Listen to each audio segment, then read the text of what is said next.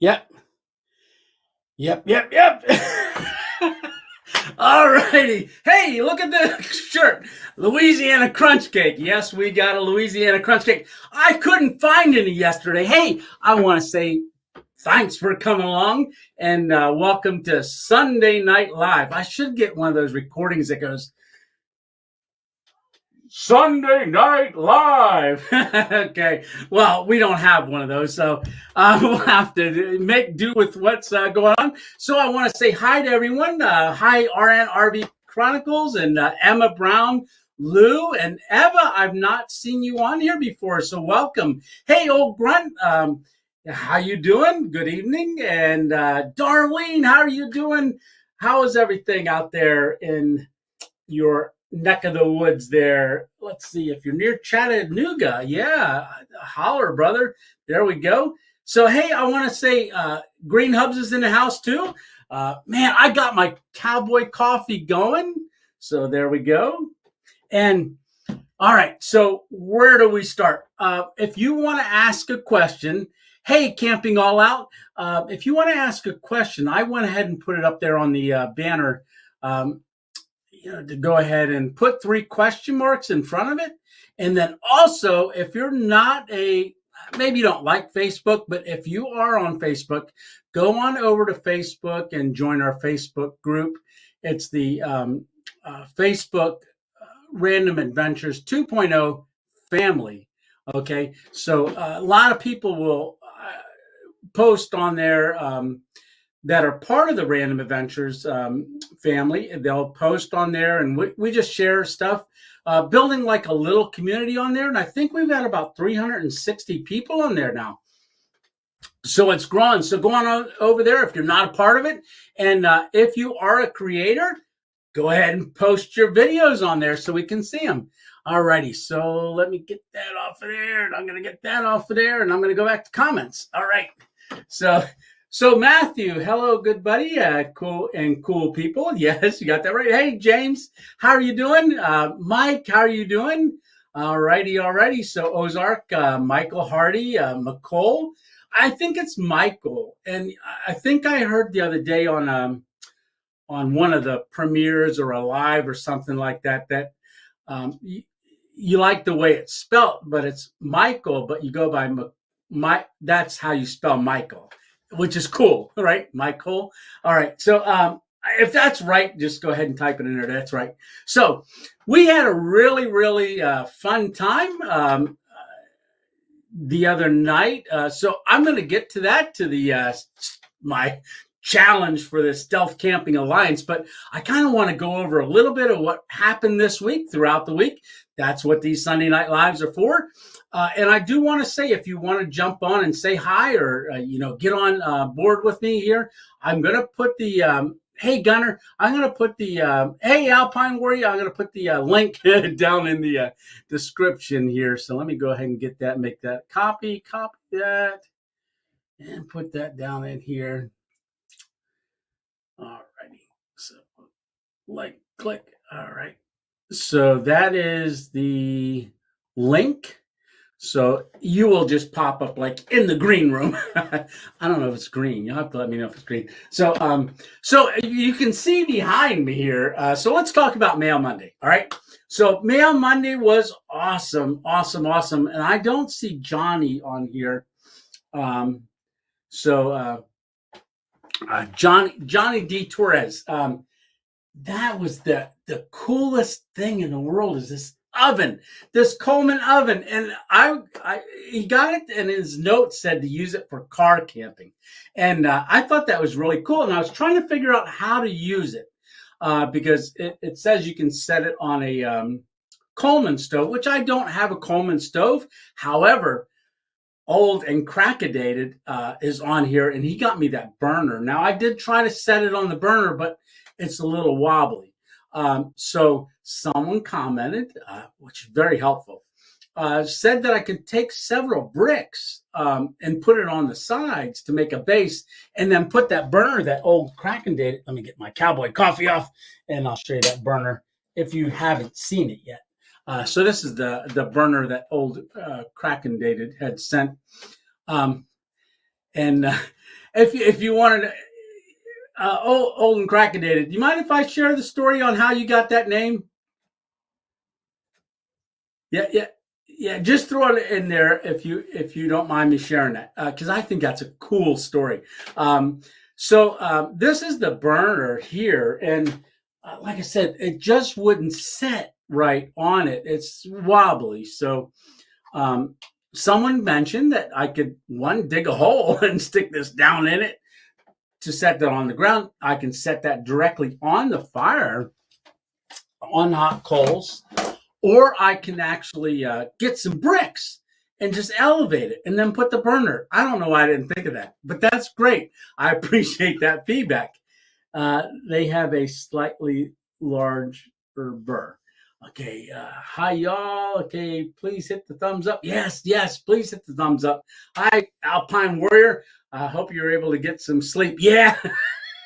So Alpine Warrior knows I was out doing a stealth camp last night, and that was a lot of fun. You're going to really, really want to see that one coming up this Thursday, and I'm not going to give it away, but let's just say 2.0 Studio Tony talks to 2.0 Field Tony. All right, so you'll figure it out when you see it, but it was really great. They have a slightly larger bird. Okay, so hi, Crackedated. So again, Crackedated, if you don't mind me sharing that story, just put in there, okay, because I won't share it unless you let me know that I can share it. But I think that's a great story, how you got the name Old and Crackedated. We had talked on the phone, if everybody wants to know. We had talked, and he shared that with me, and I thought it was a beautiful story. So this is the oven. So I'm thinking I'm trying to think of the right recipe or first thing to cook in it, because I want it to be epic, right? So hey, Walter, how you doing? Saturday Night Live is so much better than Saturday Night Live. Don't you know it, right? And hey, I want to say that elk, what was that? Elk Creek, I believe it was, that video that you just put out. Very, very good. And Walter, sometime if you want to jump on here, there is a link. All you do is set your phone up, go through the steps. You'll show up in my green room, and then I can invite you on. And then we can talk about maybe some of your stuff sometime. So even tonight. Tis the season. Hi, Walter. All righty. So, hey, Jess, how you doing? So I'm trying to figure out the best recipe to make in this. For the first time. So this has got I don't want to say thermostat. It's a thermometer. So it's not a thermostat. It's a thermometer. And then right up here, so on Mail Monday, they had 2-for-1 sale, though, right here, challenge, share the old and crackedated story. So I sent that one. No, it would help. Yeah. So, okay, I just got permission to share the old and crackedated. All right. So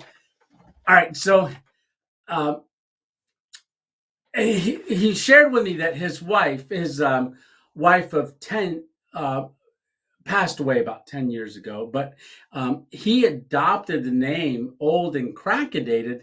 So when his wife was still living, their granddaughter came into the house and said something, and his wife said to the granddaughter, yes, I'm old and decrepit. And the granddaughter heard it as, well, I guess she couldn't say decrepit, so she said crackedated. And so since then, he has taken on the name Old and Crackedated. So there you have the rest of the story. All right. I just thought it was really, really beautiful, and a beautiful memory to his wife and also granddaughter. So Mail Monday was really exciting. We got a package also for Zeke, and I have spoken to Heidi, his grandmother, and Lisa and I are planning on doing a meetup with her and Zeke on Tuesday to deliver the bear. Okay, so if you haven't seen it, I'm not going to open the box again, but inside here is a hero bear. So we open it up on Mail Monday, and inside is a hero bear for Zeke, and I'm going to be excited for him to receive it. But look here, it's got an air hole. I thought that was so cool. Now, we haven't fed him. We think he's okay. We think he's hibernating. All right, he's hibernating, so we really haven't had to feed him. But old my Billy Black Bear over there has been kind of eyeballing him, saying, "What's he still doing here in my den?" But we're going to be getting rid of him or taking him and delivering him soon. But so there's that, and then there's this hat that's for Zeke as well. So this is a hat, and he loves hats. If you get near him, and if you guys remember Alpine Warrior and Dave and so forth, he kept taking my hat every time I got down close to talk to him because he loves hats. And that one picture with all of us there and Walter and everybody that was there, Zeke was wearing my hat. He pulled it off. And so, yeah, that was a lot of fun. All righty.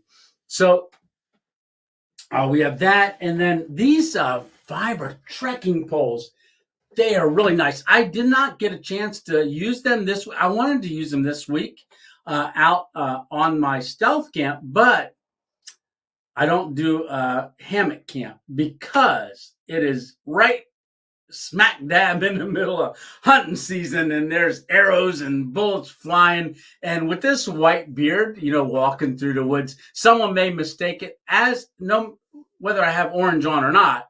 They'll see my white beard and think it's a tail going through the woods. So I got to be very careful. So I went and did a car camp. So that is going to be very, very exciting. Like I said, I kind of pulled out all the little stops of things that I've been wanting to try, just things like that. Even in the intro starts out here, actually in the studio, and then we go out. So it's going to be really, really neat. Let's see. Am I just making sure I'm looking for question marks here? Also having old people saying, watch the mail. But still suppose the same size. Okay. All righty. So what do we got here? So this is from Lynn, Alpine Warrior's mom. So we're going to definitely be delivering that this coming week, Tuesday. I spoke to Heidi last week, and we're kind of coordinating either Monday or Tuesday. I haven't texted her yet. So if you are on here, Heidi, or you jump on or you watch it tomorrow, I know you'll be getting a text from me.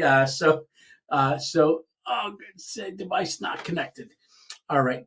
So looks like someone's trying to come into the green room down here, but their device didn't connect. I broke my hiking stick today. Oh, Walter, you did. Maybe time to invest in a high quality trekking pole. You know what? These ones here, really, really nice, Walter. They're carbon fiber, so they're light. And the handle is cork. The only thing, I know you did a couple overnights, and if you do take trekking poles, and Mike knows this too. If you take trekking poles, and Mike's experienced this, if you take trekking poles out there, kind of be a little weary of leaving them out while you're sleeping, because porcupines love cork for some reason, and many a hiker has fed quite a few porcupines.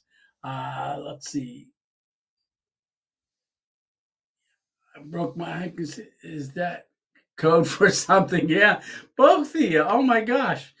Yeah. Hey, let's see.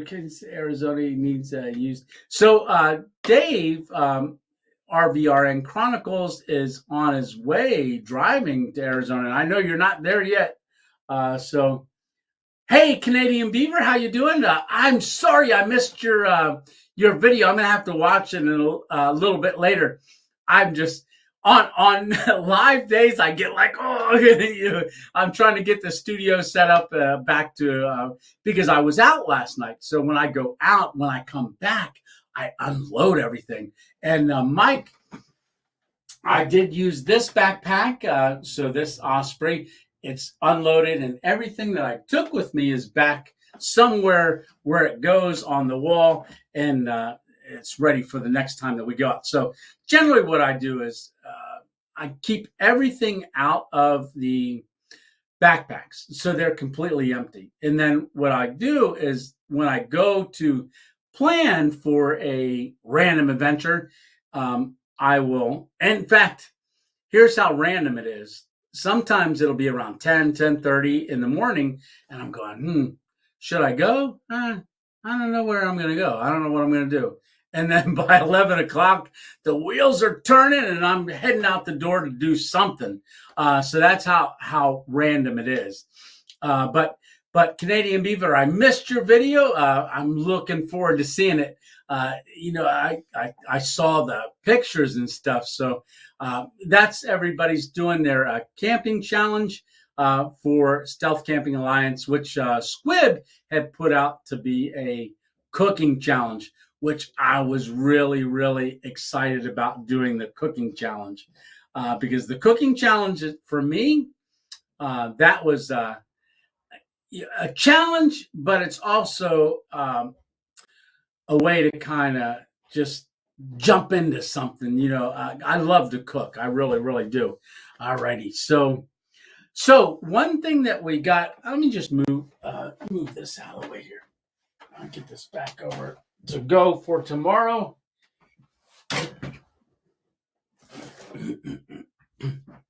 All right. So one of the things that, I had said I wanted to do something more healthy for ramen noodles. As you know, I make ramen noodle in the freezer bags, things like that. Like I'll add to them. And the little spice packet that comes in ramen noodles, that's probably the most unhealthiest part of the ramen noodle. The noodle itself isn't great either, but that spice packet, it can really, really up your blood pressure. Hey, I see my buddy here. All right. Hey, let's real quick. Let's welcome Dave from RNRB Chronicles. All right. Hey, Dave, can you hear me? I'm here. There you go. All righty. Good deal. Hey, how's the driving been today? Okay, I hope this isn't doing any feedback here. Let me turn the volume down a little bit. Anyways, it was tough. Was it?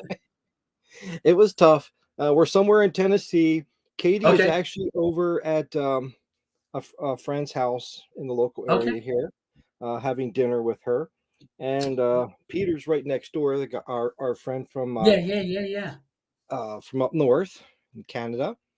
And so we'll get up early in the morning, and we left this morning around 6 o'clock.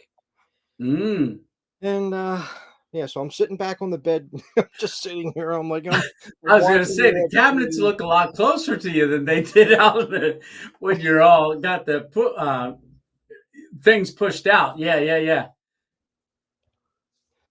Anyways, the internet's not that well here, so I just wanted to jump on and say hi to everybody. Say hi to you. Yes, and, yes. Good job.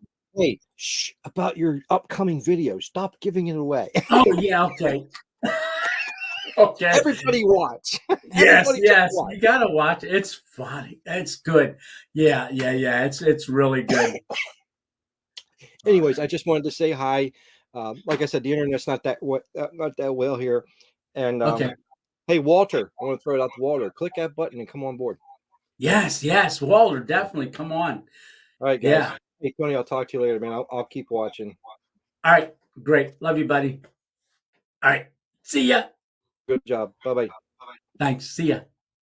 All righty. So Dave, if you know, he's on his way towards Arizona. So they left this morning and they're driving. So I didn't get a chance to talk to him today because overnight I did that stealth.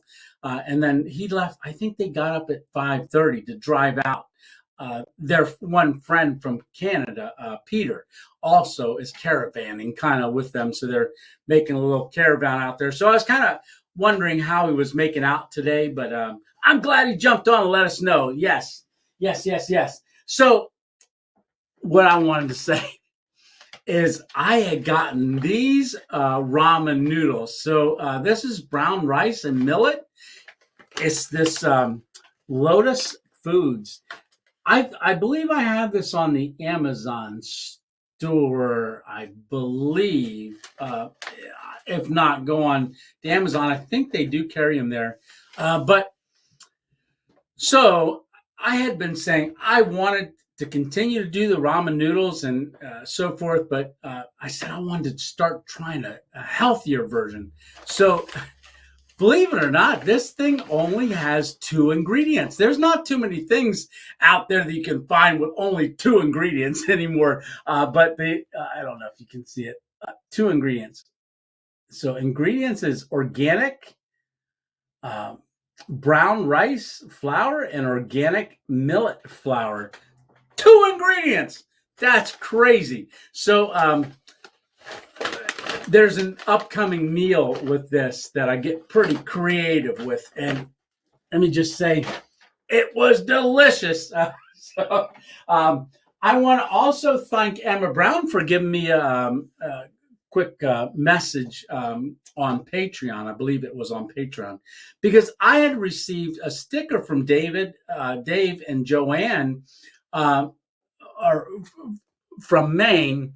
And then also I got a sticker from, I wrote it on the back here, Almost Familiar, a Jesus sticker. And I showed this on Monday, but she sent me, she says, it's not supposed to be displayed like that. It's actually supposed to be put on like this. So I'm glad she told me, because this makes a cross.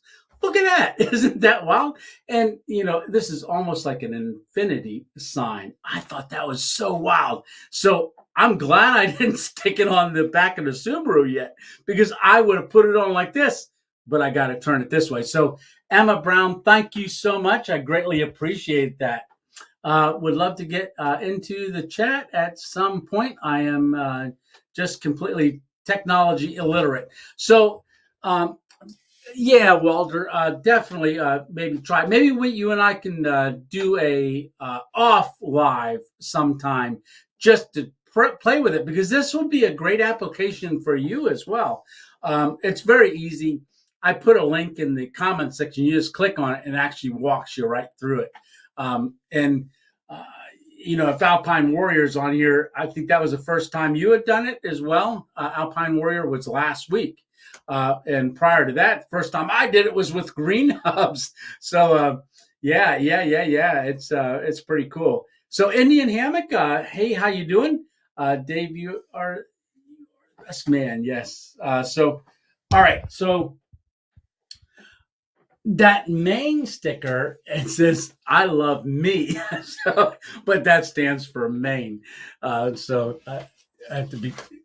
That's pretty cool. So I'm getting a lot of stickers. So if I'm just putting it out there, if you've got a channel sticker or you got a sticker you would like to send me, go ahead and send it, and it will be put onto the Subaru at some point. I want to get quite a few of them, because I want to kind of lay it out. Lay it out before I start sticking them on, because I just don't want to do it haphazardly. So I want to kind of, I don't know, maybe I'm funny that way, but so, real quick, Backpacker and Bible. Now she's a subscriber to the channel, and about 3 months ago, she hikes the Appalachian Trail, does little sections of it. But about a month and a half ago, maybe 2 months ago, I had watched one of the videos that she had done, and she had gone out, I think it was 5 days on the Appalachian Trail. And right away, I'm thinking, well, that's going to be like pull you in because you can't do 5 days on the Appalachian Trail without wanting to hike the Appalachian Trail. So I just saw, so I want to congratulate her for putting out the and I want to put it out there too, that she is planning to, she did her announcement, she's planning on hiking the Appalachian Trail on the 2023 class of next year. So she's planning to hike the 2,194 miles. So backpacking and Bible. So I hope to have her on before she goes hiking because I think it would be neat if we can talk to her, find out how she's preparing, things like that. And that's kind of what I want to do with this channel is not only talk about the stuff that I'm doing, but I want to talk about stuff that you guys are doing, all right? So this is a platform for all of us. All righty. So let's see. Hey, Tony, good to see you and everyone. Hey, George. Yes. Okay, let's see. It's easy. All right. So I'm just going to put that link back down here in the bottom again.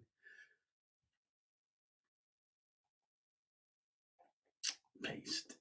Yep. All right. So that link is right there. And, if you want to jump on and just say hi, you feel comfortable enough to do it, go ahead, just click on it, go through the little steps, and then maybe I'll see you down here, and then we'll bring you on. All right. So, okay. So what else do we got here? I made some notes. So, Lynn got me that book too, Identifying Trees in Winter. Man, that is so cool. Mail Monday has been just so fabulous. I really have enjoyed all of the practical things that have come in just from everyone. And, not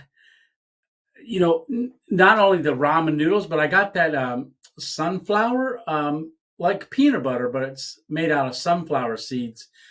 Really, really good. Great alternative to peanut butter as well. It's more healthy.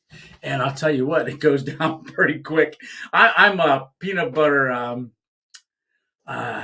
connoisseur. I'm addicted to it. Yeah. I'm addicted to peanut butter. Yeah. Let's see. Let's see. Ramen noodles. Like I said, let me check for questions.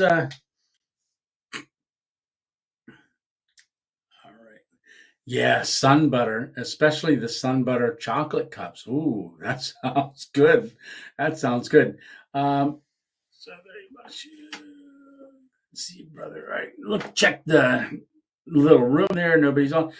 So, okay, Lynn, cook off.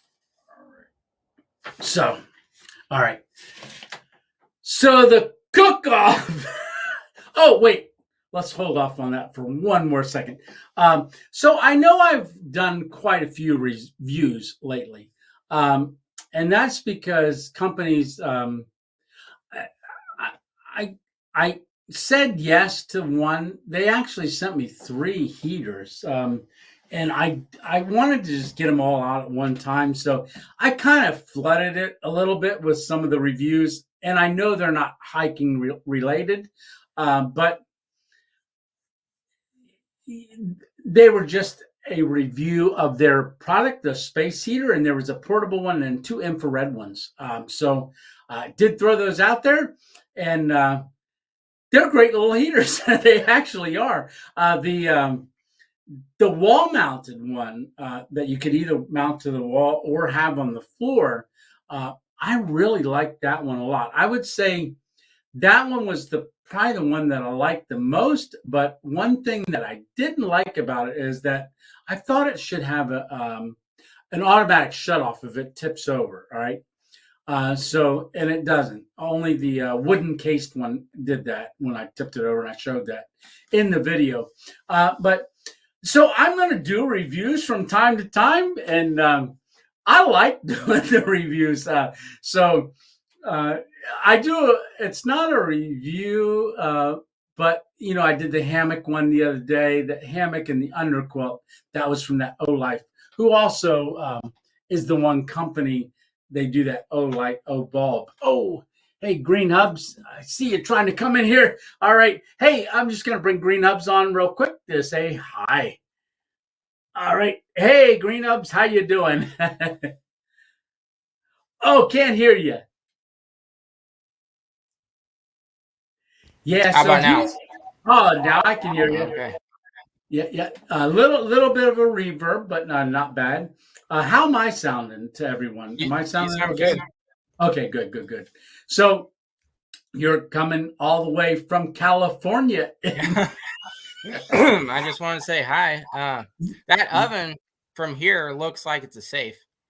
I know, right? Someone said earlier I should put all my mail in here, like my cards and envelopes, because it looks like a mailbox. So Yeah. I'd say, hey, go to the mailbox. But yeah, it does look like a safe, doesn't it? Mm-hmm. Yeah. But I tell you what, it folds down really small. I mean, here's the box. So I like to save the boxes. Mm-hmm. Let me grab it here. But this is the box that it came in. It folds down to this. Wow, That's that's the impressive. thing. Yeah. And so I believe that size might fit in my 55-gallon Osprey backpack. I think it'll fit in there. I haven't tried it yet, but I'm planning on doing it mainly I'll throw it in the car to do car camping because I think that would work better than me backpacking it someplace. But it isn't heavy. It's actually pretty light. So Okay. and it breaks down really easy, really easy. I'm hoping to, like I said, I'm hoping to cook something in it. Yeah, I'm just not sure what yet, but I like to make a little meatloaf. Have you ever tried duck? You could try What's duck. that? You could try duck. Oh yeah. I could have done a turducken, so a turkey and a stuffed duck. Yeah. Let's see. Red Fox says, I seen that stove take a bit longer to cook stuff than normal. Okay. Yeah. So Kino, how are you doing? I have my favorite leftovers in the oven. Good choice. We'll be watching that. Yeah. Oh, someone told me to go over to Ken. Gosh, I forget his name. But I went over and subscribed. Maybe you've heard him. He does a lot of cowboy stuff. He's got like a chuck wagon. He actually cooks stuff on a chuck wagon. Maybe I have. Yeah. Yeah, and he someone posted the actual recipe for cowboy coffee. They said if you once you boil it, do the coffee grounds, the water, you bring it to a boil, you pour a little bit of cold water into the spout of the kettle and then into the kettle, and that makes the grind settle right away. Okay. So I thought that was pretty. Oh, Ken Rollins. Yes. Thank you, Jess. Ken Rollins. I watched a couple of his stuff. He's a really neat guy. And the one he just posted, I think he's got some health issues he had shared on there, needing some prayer and stuff. But he's going to have some procedure done. But he does a lot of cooking videos. But he has a chuck wagon and a big Bertha kettle that he cooks in, and really cool. Yeah. Do you have any videos coming up anytime soon? I just posted one showing how to make bootlaces. I think I posted it yesterday or the day before. Okay. Yeah, I was out on my stealth camp, and it's really hard. There were so many premieres that were happening this weekend for the Stealth Camping Alliance, the cooking challenge. They're popping up on my phone, and I'm trying to, get those. And I started watching one of them, and there was I missed it. I really, that would have been a cool thing, but I missed somebody coming pretty close to where I was camping, and I couldn't get it on film quick enough. And so that's the only problem. Sometimes you got to put your phone on airplane mode out there in a field. Yeah. I think that one search and rescue kid was suspicious about you. Yeah, very. Yeah, he was a neat kid, though. He was nice. He may have came across a little different on the camera than he actually was in person. Yeah, but great kid. Yeah, he was real nice, and those dogs were really wild. I was surprised, but they put a lot of work into those. So yeah. Yeah, that was cool. Hey, I'm gonna let you get back to your live. Okay, no, I appreciate it, Greenhouse. Thanks for stopping by. All righty, Yeah. see ya. All right. Okay. Hey, and if anybody else wants to stop by, stop on by. So, speaking of reviews, so as things come in, I do review them and try to get them out. Now, there's one that I was just a little. I'm going to go ahead. I'm going to share my thoughts on it. I haven't done the review yet, and I've had this for a couple months. All right, because I love coffee. All right, and I'm going to do the review. But I just got a green light from the company to do something a little different because I can't see myself really sharing this product like, hey, but I'm gonna show you the box, all right? And you'll see this on an upcoming video, but it's neat. It's really neat. If you like espresso, I like espresso. But if you are looking for a on-the-go travel espresso machine that's like a thermos, here it is. So this is, I actually already had it out of the box and I've used it because I wanted to see what it was like. It makes a 1.5 ounces. So a little shot, but it's battery. You charge the battery up, and but if you add boiling water to it, you can have an espresso ready in about 2 minutes. But it uses little pods, so you have to buy the pods separately. But so I was trying to think of how I could really showcase this. And the only way that I can't dedicate a whole review on it, I don't think, with all seriousness. I mean, because it takes 12 minutes to boil the water before it goes if you don't put boiling water in it. And I'm thinking, if I'm going to put boil water, I'm just going to use an instant and make an espresso that way, like the espresso that Dennis sent me. But I got the okay from the company to go ahead and use this out in the field on one of my adventures. So you will see this pop up in one of my adventures, and I may do a little review on it, like an unboxing at some point. But yeah. All right. So anyhow, on to more pressing things here. All right. So do I got any questions? No questions yet. Let's see.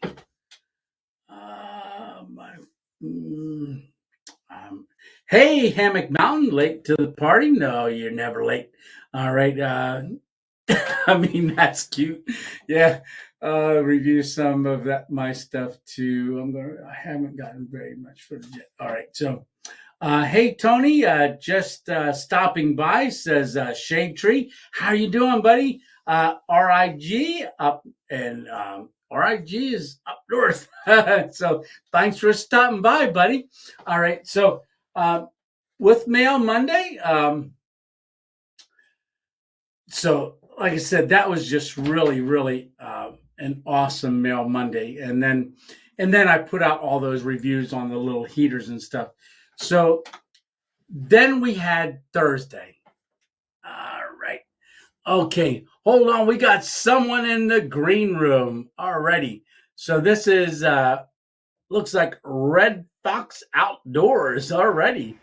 Hey, how are you doing, Red Fox Outdoors? Hey, doing good. Good. Hey, yeah. Just kind of surprised. I really like that little oven you got there. It's kind of cool. Yeah, this was a gift from one of my subscribers, Johnny D. Torres, and it's you have to put it on a burner. So you put it on a burner and then it you use it as like an oven. But itself, you can put it 3 different levels. Yeah, they I got a buddy of mine that's got one, and he said it does take a little bit longer to like cook foods and stuff. Like if you're gonna do Okay. like say like biscuits in the morning for breakfast or something like that. Oh, yeah. The cooking time will take a little bit longer, but it's pretty cool though. Yeah. I'm anxious to give it a try. I think maybe rather than putting it on hot coals, I'm thinking I would probably use a burner because I can control it. Yeah, the way he has his done is that he has one of those big giant like the Side by side? the side by side 2 burner Yeah. want the big legs on it or whatever. Oh, yeah. And he sets that on top of that deal on top of a griddle. Oh, okay. So, Yeah, that would work too. yeah. Mhm. So I have a griddle that I use for trail magic. I wonder if I could use that. I mean, it's a flat griddle, and I make my 2.0 grilled cheese on it. Yeah. And but yeah, I could probably do that too. Actually, that could actually be used as a warmer, I would think too, Mhm. because you can put the stuff right on the upper shelf. Right. Yeah, that would work. That would work. Yes, it would. Red Fox, do you have a channel? Yes, sir, I do. Matter of fact, I make outdoor camping videos, hiking, like hammock camping and Okay. stuff like that too. So Okay. Yeah. So I could find you just going on Red Fox _ outdoors. that's correct. Okay, I'll do that after I get off tonight. Cool. Have a good night. And All right, get back to your live. All right. Thank you much. Take care. Appreciate it. Yep. We'll see you. All righty. So, let me get that. Oh, perfect. So that was cool. Yeah, I mean, you'll just pop up in the bottom and you can just come on, go live and say hi. It's great. All right. Do you trap red fox? Oh, that was a question for him. All right. So I might try to use that sometime. All righty. So, my cooking challenge. All right. I tried to get a little snippet up here so I could put it on and play it, but for some reason it wouldn't go. So I even tried doing a screen share because I thought I would play one of the parts in there, and it was the showing the Brussels sprouts. Now I do want to say for Brussels sprouts, it does depend on how you cook them.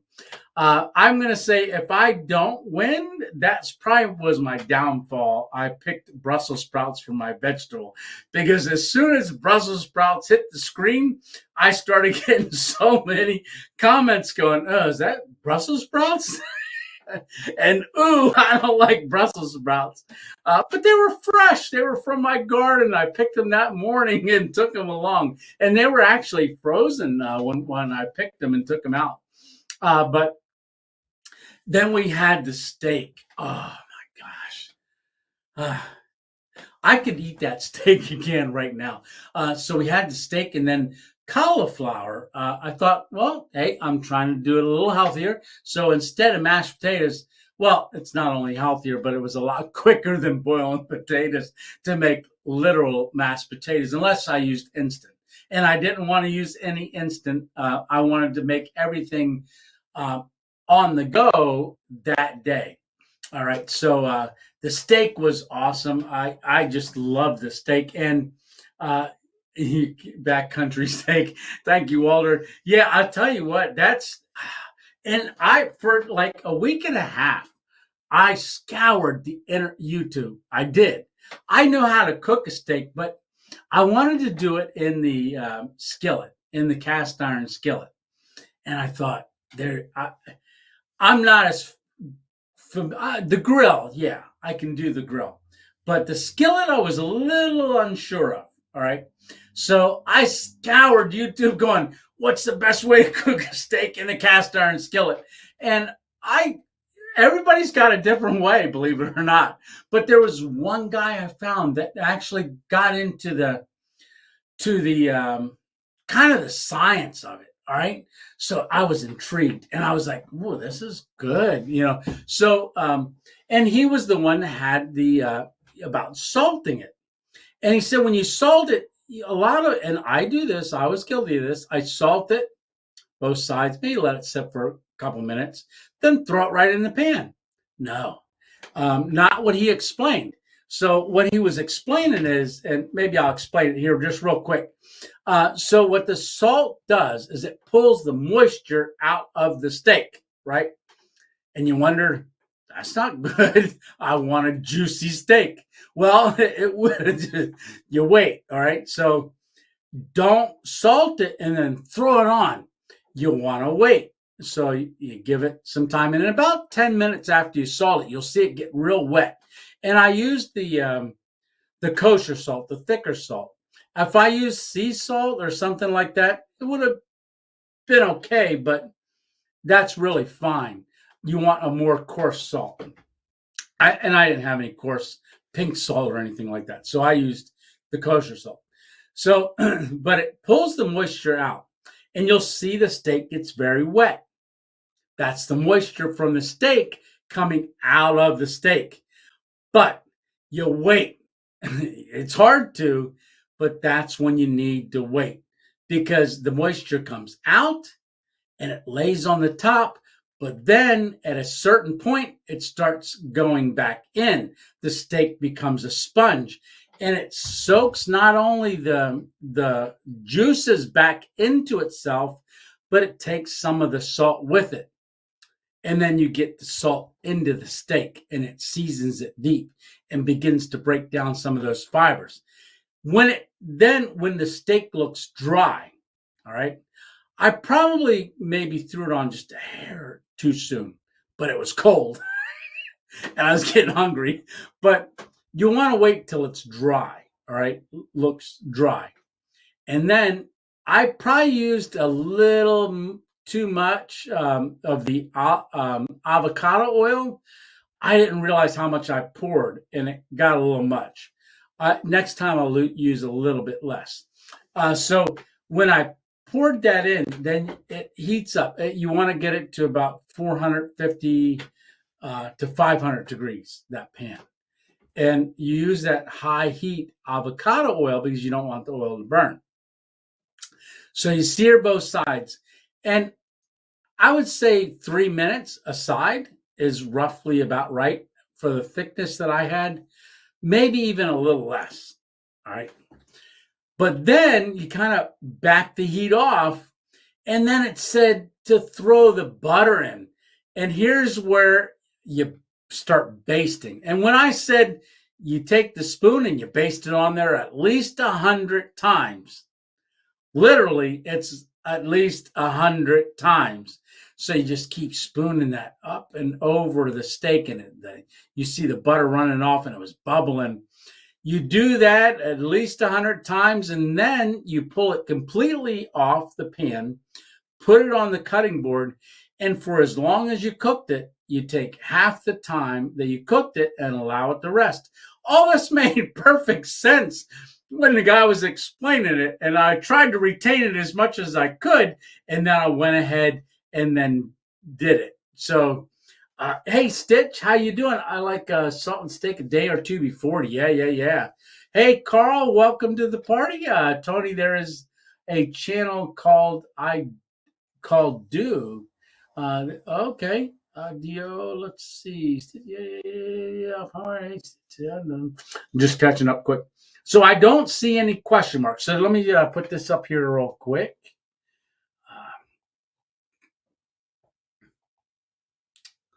So if you have a question, put just 3 question marks right before your question. That way, when I look at the screen, I'll see it right away and then be able to answer that real quick. All right, get back to my questions here. Yeah, so that's great steak science. Yeah, honestly, nothing beats a good cut of steak. No, it doesn't. And I want to thank, and it's at the end of the video, Alpine Warrior. Thank you so much for the donation for getting a porterhouse to do as the meal. So that was a great contribution, and I probably would not have cooked the steak had you not done that. So that was very, very thoughtful and appreciative. Okay, Red Fox, you got a question? Look at that! Somebody did three question marks. Are you opening new items and checking them out? Okay, opening new items. Does that mean for review?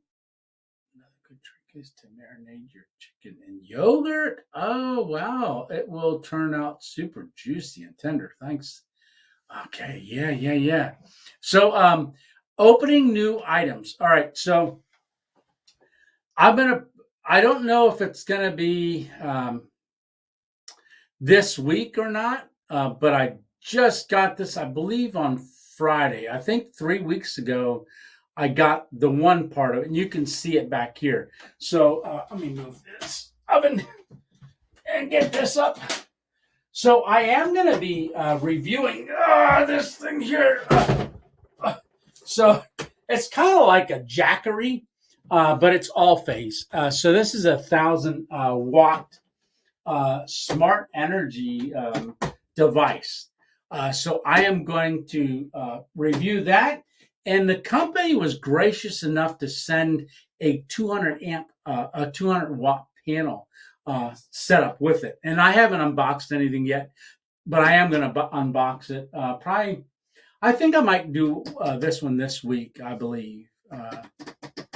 But this is going to be a pretty in-depth one. I need to do a little bit more research because this is pretty intense. You can charge 12 items at one time. And there's a screen right here on the side of it that when you plug something in, it tells you how much it's outputting.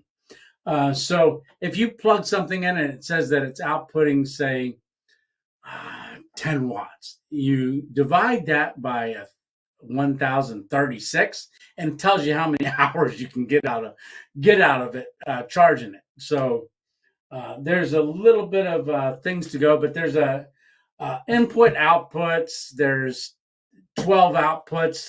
There's 110 outlet plugs. It's 3 of them, so you can plug things in. And someone did ask me if you can run one of the space heaters off of it, and I said, hey, I'm going to plug one in and see if we can, because I thought that would be cool, one of the 1,500 watts.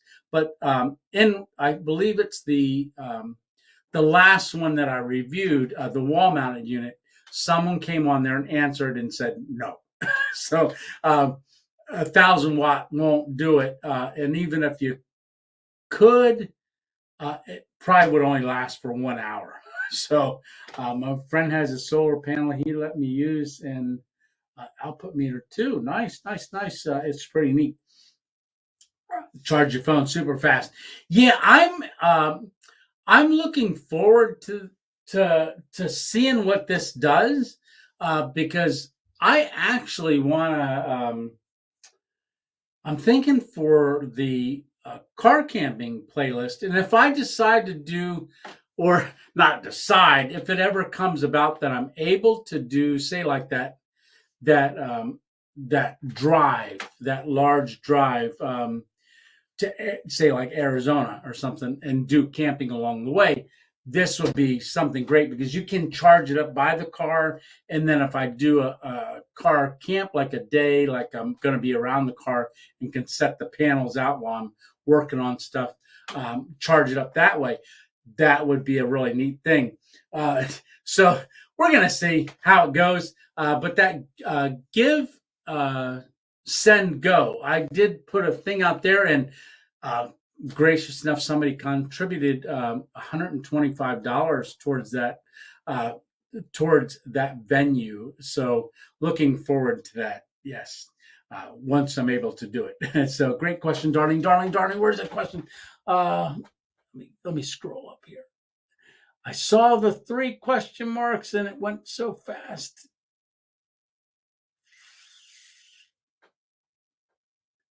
Coming down. Oh, there it is. What food would you like to cook that you haven't yet? That's a great question. What food would I like to cook that I haven't cooked yet? Well, I do want to do a little bit more focus on a breakfast some morning. I know I did that shake and the pancakes where you just added water and shake outside that one beer distributor. I did that. I probably want to do more of maybe an omelet. I love making omelets. I do real good with omelets too. But I'd probably like to do concentrate more on a breakfast someday. And I know that when Red Fox just came on, he said his friend makes biscuits. I was just thinking of biscuits and gravy. I know you can get the Mountain House biscuits and gravy, darling. But I think I would want to do that maybe make biscuits in the oven and then make my own, say, sawmill gravy like Cracker Barrel has. Do that. That'd be cool.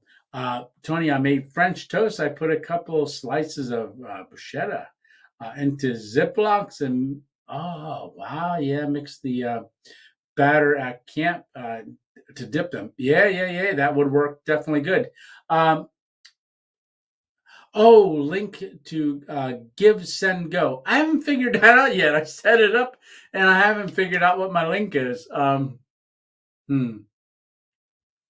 have to figure that out, Emma. I think it's whatever the beginning is, the Give, Send, Go. And I think I did RA20. RA20. I think / RA20. I believe. I don't remember. Like I said, I just went on after you had mentioned it and did it. And the person, what they did is they didn't donate through the Give, Send, Go. They actually did the buy me a coffee, but they earmarked it. All right. Let me point in my ear. They earmarked it as for your trip. All right. So then I knew that's for the trip. So that's got it turned in, Tony. Hey, Walter, thanks a lot. 4 a.m. start. Oh my goodness, brother. Well, God bless you, brother. It was great seeing you and finally getting face-to-face meeting. And I'm looking forward to doing our collab someday. Very, very soon, hopefully, already. Or maybe when it warms up a bit. But anybody go over and check out Walter Zana. Great cinematographer and really highlights parks, the state parks and stuff, and very, very, very good already. So just that sounds like that was very, very good. That French toast. That I mean, I like that type of bread. Yum. So let me get my coffee.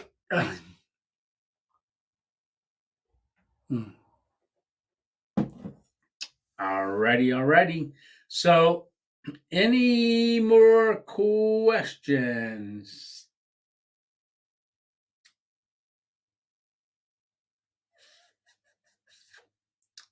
Okay. And let me just post it in here one more time if anybody wanted to come on. Did anybody have any questions about my the other night, my cooking challenge? Anybody have any questions about the cooking challenge? Like I said, I got frozen. My hands were freezing. Wow, never thought about making French toast out of camp. Yeah, I bet you that would be good. I'm going to have to try that. Yeah. And I know with it being cooler now, it's a little easier to take eggs without, summertime. You can take eggs, from what I understand, if you get them fresh and don't wash them. You can just have them for a week and never do anything with them. But as soon as you wash them, they need refrigerated. Do you ever watch Dome Life when Kelly makes blueberry biscuits in the oven? Looks good. No, I have not. Okay, Red Fox has got a question. That tarp thing you had on the car, was that an actual tent. It is it's designed for SUVs, and Darlene Good had actually sent that to me, but it is on my Amazon storefront page. Let me see if I got something that has my Amazon on it. No. So if you go down into any one of my videos, you'll see a storefront. Go into storefront, and then you'll see that SUV car. It's I wouldn't call it a maybe I guess you would call it a tent, but it's not a tent that sits on the ground. I mean, it allows you to leave the hatch open, and it's got a when you zip it up, that flap that's hiding the screen comes out to make a tarp to come out over it. Go on to my video of first car camp when I set that up. Now, I did not. Okay, when I'm car camping, and I was thinking of this the other night, when I'm car camping, I have deployed that. And when I did that video, I deployed it. But in that video, if you noticed, I zipped it down when I went to bed. But the hatch was still open, but I zipped that flap down. That's the design of it. You can zip it down. And I didn't have the screen. The screen is actually rolled up because I'm not really worried about insects at 20 degrees outside. Yes, and it's just there's actually two sizes of it. Do you have hand warmers? I use Zippo hand warmers with the lighter fluid.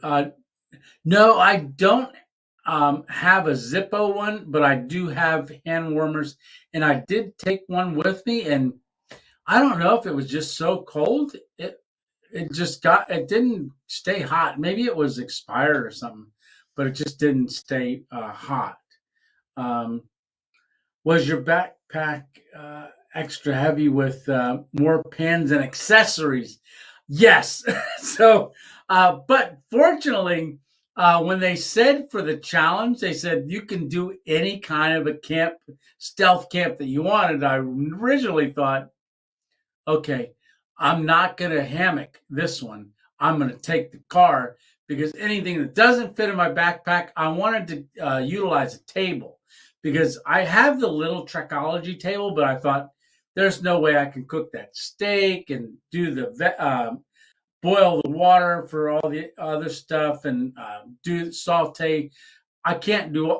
I could, but it would be better if I had a bigger workspace. So that's why I took the old crack and dated burner and also the other Desert Fox, the mini burner that I have with that Dennis had got me, that air, wind thing. And it was very windy. It was extremely windy. Let's see. Yeah, it was very, very windy. So I was going to go to another place for that video. And I wasn't even going to do it that day because it was supposed to be so cold. But then the alternative was going in the rain. And I knew I didn't want to do that.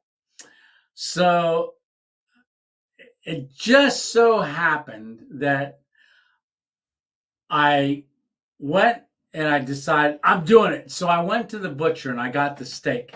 And I thought, well, maybe I'll just do my intro going to get the steak and then kick it off that way. At this point, I still wasn't sure where I was going to go. I found that building about 2 weeks ago. I stumbled upon it. And I'm going to get to that question here in a second. Oh, how do I grow my Brussels sprouts? I believe this year we bought plants, but we bought them late. But that's a late plant anyhow. That's why they're still in the garden. They're still thriving out there. I still got a couple of them. And the broccoli that we had, we cut the big old broccoli head off. We had 6 plants, and it sprouts more. They're just smaller. They get only like that big, but you get like it starts sprouting a lot. So yeah, when you cut the one, you don't pull the plant. Just cut it. If you don't need space, let it there because it'll grow more and it can go into winter a little bit further. But yeah, the Brussels sprouts. Hey, David, how are you doing? So yes, I did them from plants this year, and thank you guys for the I Love Maine sticker. You and Joanne really, really appreciate that. So let's see. I'm gonna do that for my herb garden. It's okay. Okay. So when I went in, I wasn't quite sure where I was gonna go. It was, oh my gosh, the wind was horrendous. And it can be cold and it can be damp, and it can be cold and damp. But if it's cold and damp and windy, that's the worst. And that was how it was. It was cold, damp, and windy. And it was the first day of bear season too. And I did see some hunters at the when I was coming into that spot. I saw their vehicles, and then I could see the one road and the trail. And when I was doing, actually, when I was talking and waving a knife around, that's about when it was getting dark, and I saw 2 guys walking, but they were at a distance from where I was at. Tried to do it to your give and go, but it comes back as unpublished. Oh, unpublished. Okay. I'll have to go check that out, Emma. So I have to look at that. I'm a little unfamiliar with it, so I'll have to go on and do that. I'm sorry, but give me maybe I'll try to do that later tonight. So it was so windy though, and I thought, I know where I'll go. I'll go to that building. Now that building is, it was very colorful too. So that lended a really nice atmosphere to it. So that was really, really nice, the colorfulness of it. But also the 4 walls where I was protected from the wind. Now there was that window opening that was right there, but the wind was not blowing towards the window. It was actually coming from the other side, and there was no windows on that side of the building. So I was very, very protected in there, just cold. And the concrete and block held the cold. So it was a little extra cold. But right where I backed in, if you notice when I'm standing, I'm down in the, I'm standing, it looks like I'm short. I'm actually standing in a hole. I think that's where they used to, underneath the car, like a pit where they would have to change oil or to work on the underneath of the car. It was an old garage, I believe, but no roof.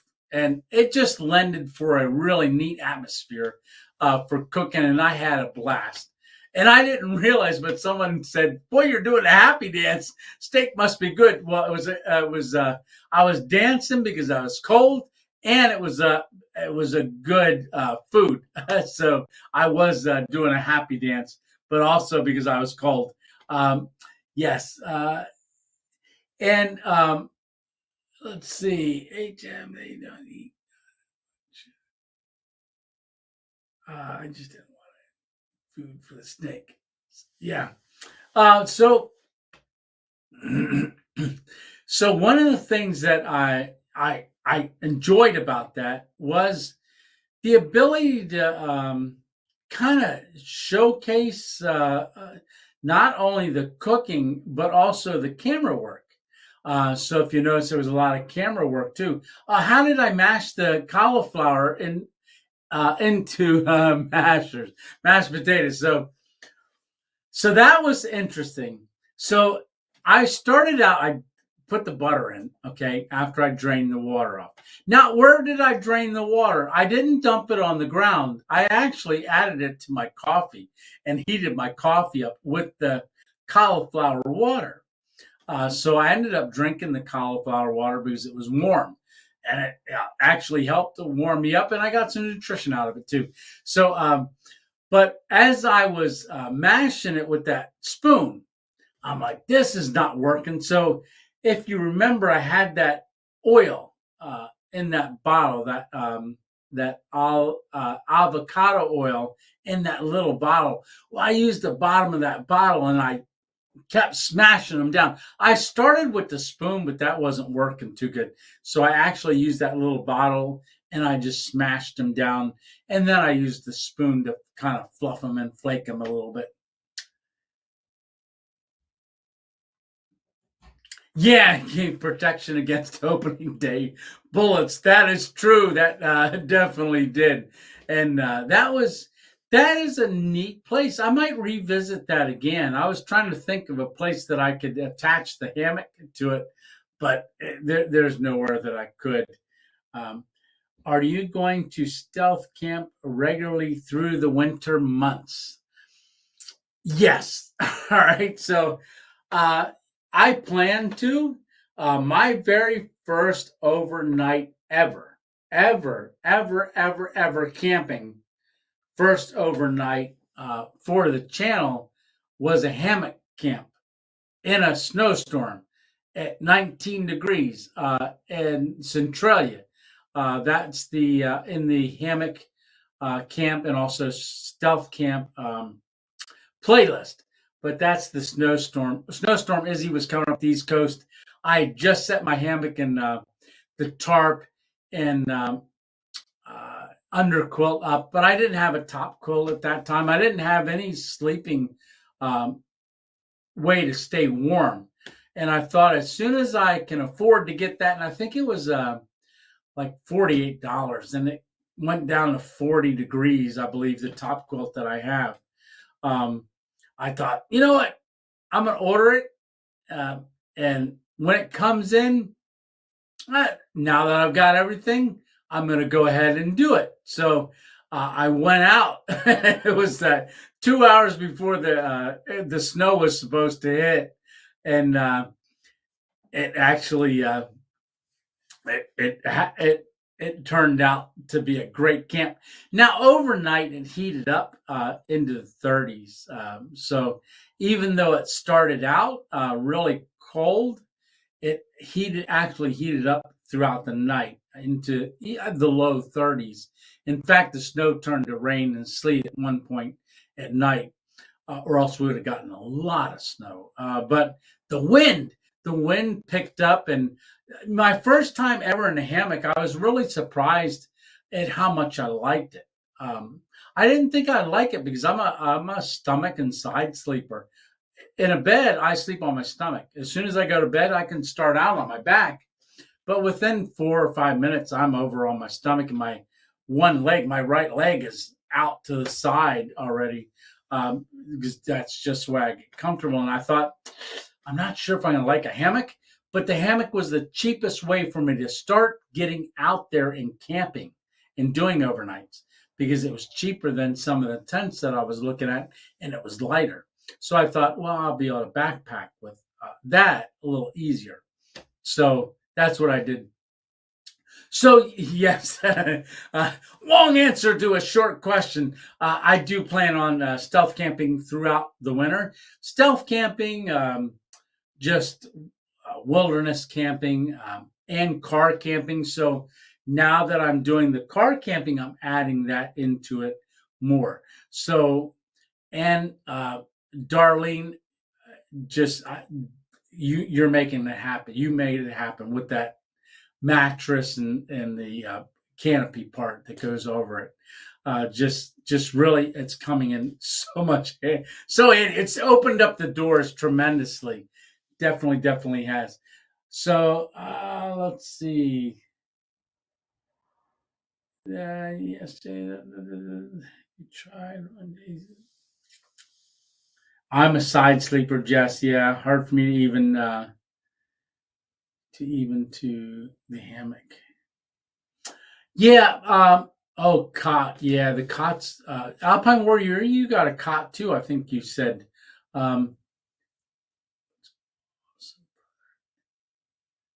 Yeah, well, you had been talking about wanted the tent for a long time. Yeah. That canopy. Oh, yes, yes. And now depending on where I'm going to be. So in some situations, say like if I was to this Thursday, you'll see what I'm talking about. I may not deploy the hatch because so one of the things that I want to do, I've got to look it up on how to make shades for the car. My windows are somewhat tinted, and that's a benefit. All right, but I want to get shades that I can put up to block, so I can maybe turn lights on a little bit quicker. So let's see.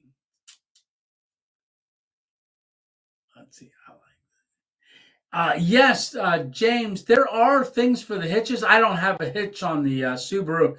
That's something I want to get at some point because I'm thinking with the hitch, if I ever, um, if it ever happens, I would like.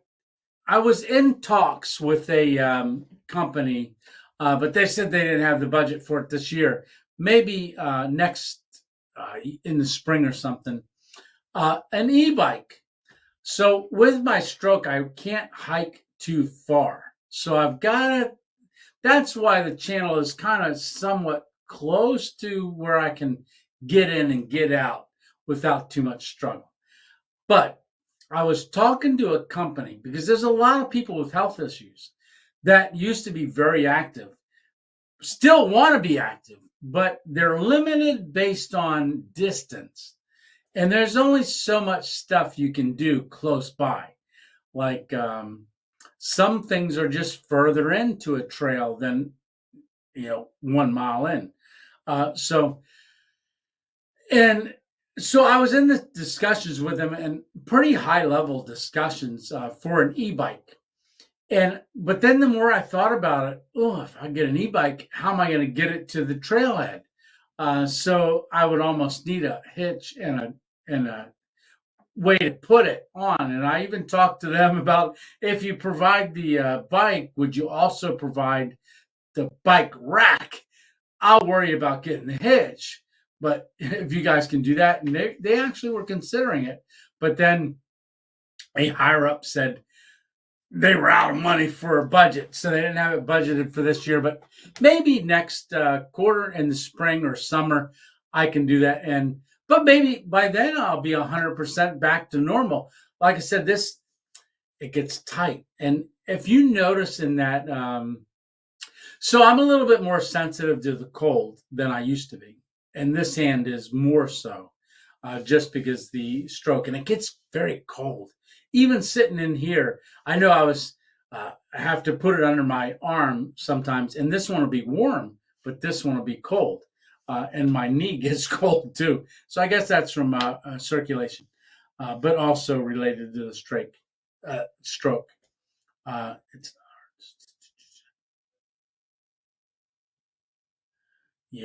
Kind of in the shape of and Velcro. Yeah. So if y'all are talking about the koozie, maybe, but I have the koozie Dennis made me, and I use that for my meal, the ramen noodle meal that I made. Comes in handy, really, really good. That koozie and stuff. Is there anybody that wants to come on and say hi? Feel free to jump in there and say hi.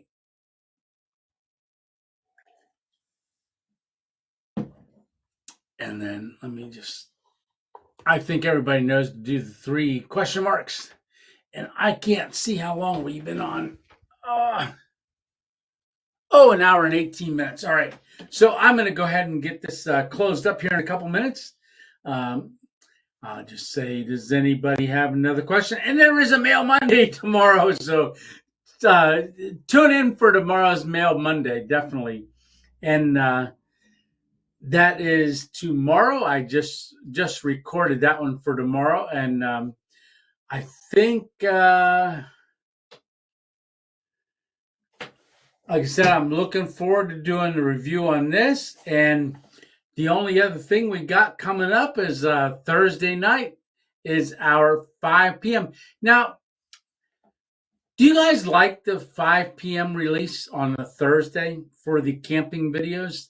I don't know why I picked Thursday, but if there's a different night that you guys feel would be better, or you guys like Thursdays, I'm not sure.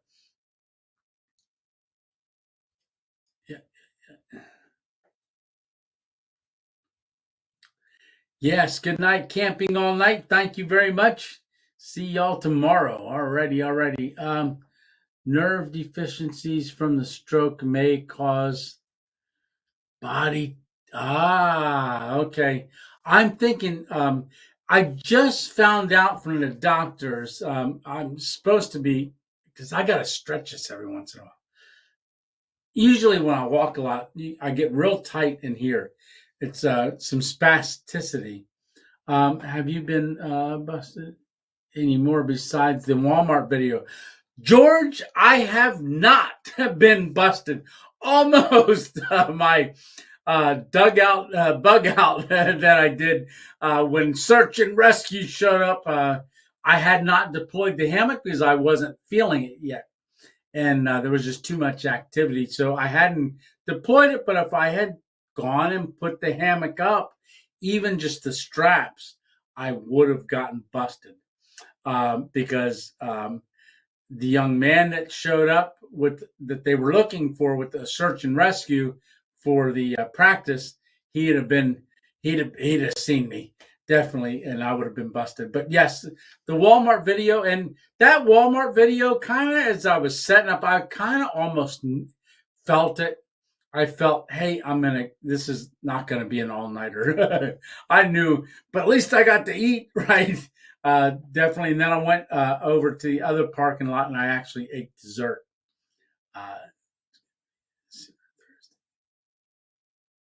Sooner on Thursday. Okay. Busted any more besides the Walmart? Let's see. Thursday seems fine to me. Thank you, Stitch. I will be camping Tuesday and Wednesday. Nice Gino. My friend had the skunk. New name, old cracking dated skunked. Yeah. So I'll keep it Thursdays. Maybe I can release it. I don't know. Is 5 o'clock good, or like you had said, maybe a little bit earlier than 5 o'clock? Maybe 4 o'clock, maybe 4:30, 4:15. Just thinking, because that's Eastern time. So 3-hour difference for California. If I do 5, I don't know. I'm thinking it probably, if it goes out at 5 o'clock my time, would it be 2 o'clock their time? Does it release that? So I guess it's 5 o'clock when I do it now.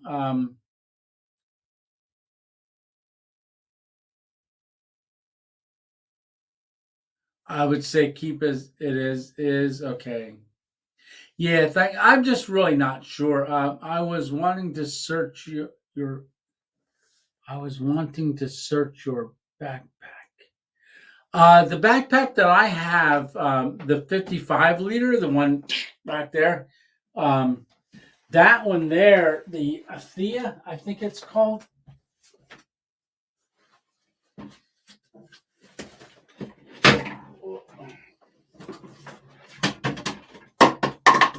My empty water bottle. So this backpack here, this is the larger of the two.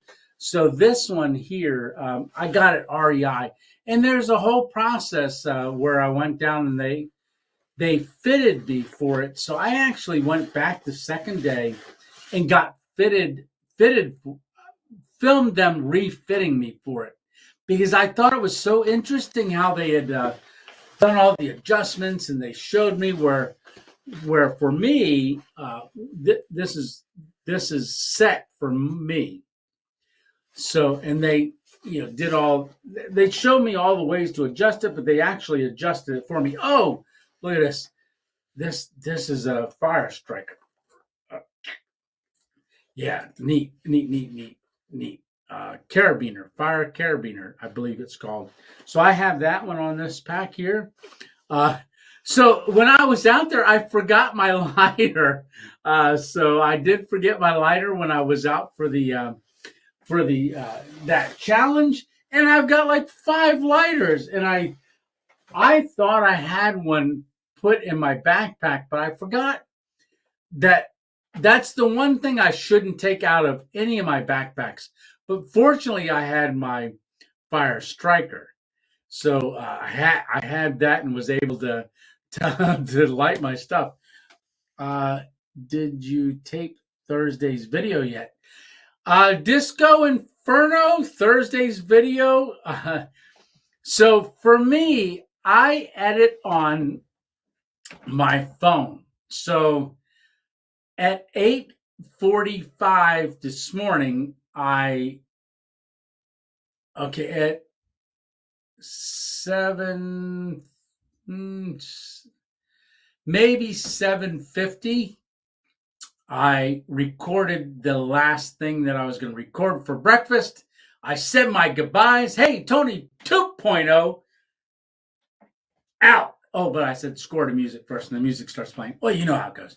So I did that, and then I go right in and I edit the last part of the video. So I had to edit me making just my breakfast and a couple other things, some different camera work, because I was edited up to that point. So for me, what I do is I record, and the way that it worked out for this coming Thursdays, just all the things that happen, you'll see it gave me time to edit throughout the evening. Usually I wait till I say, all right, I'm going to lay down and go to sleep, soon.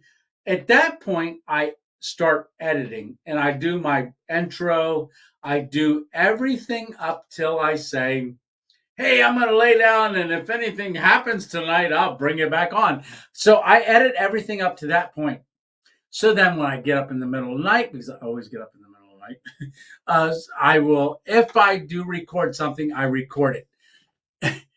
Hey, Indian Hammocks in the room. I'm going to bring you on in 1 second. Let me finish answering this question. So at that point, that was at 7:50. I recorded my last thing at 7:50, and then immediately I started editing and uploading. So by 8, I looked at it, and it was 8:25. It was uploading. All right. So 8:25 this morning, it was uploading. I finished drinking my coffee, and then I decided to leave because I wanted to get out of there before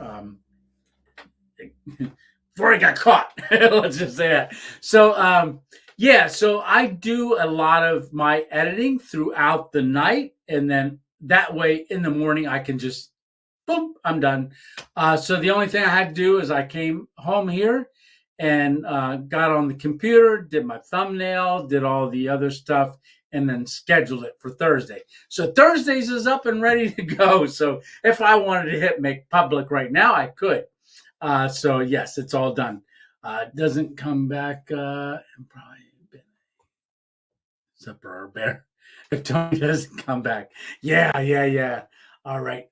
So anytime good for Tony. Anytime. Okay. Thank you. Alrighty. So I have Indian Hammock waiting in the green room that wants to jump on and say hi. So everybody, let's welcome Indian Hammock. Alrighty. Hey, brother, how you doing? Hey, Tony, how you doing? I am doing really, really good. Really good. Hey, Good. Thanks for popping on. Hey, I'm enjoying your channel.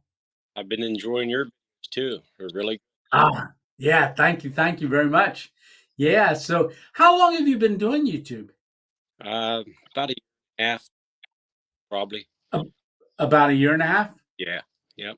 Okay. And what made you decide to get into it? I think what started me getting into it was my youngest boy.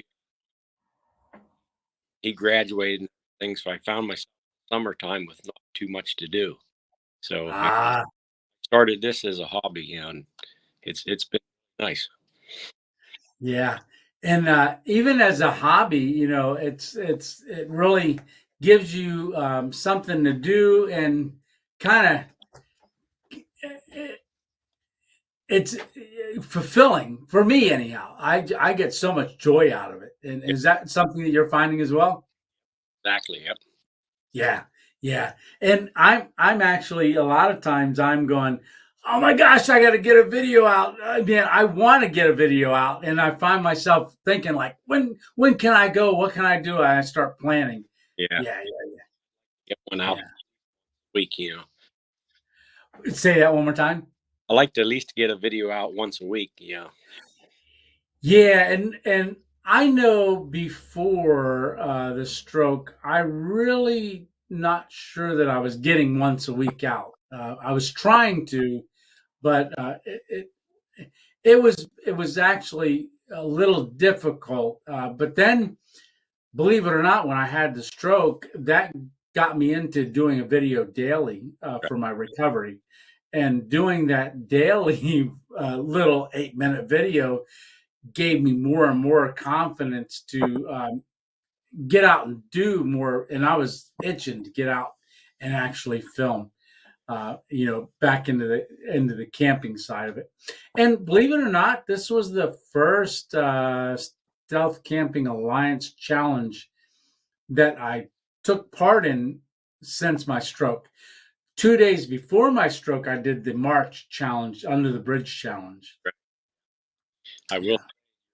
Recovery videos has been inspiration to all of us. Oh, well, thank you so much. Yeah.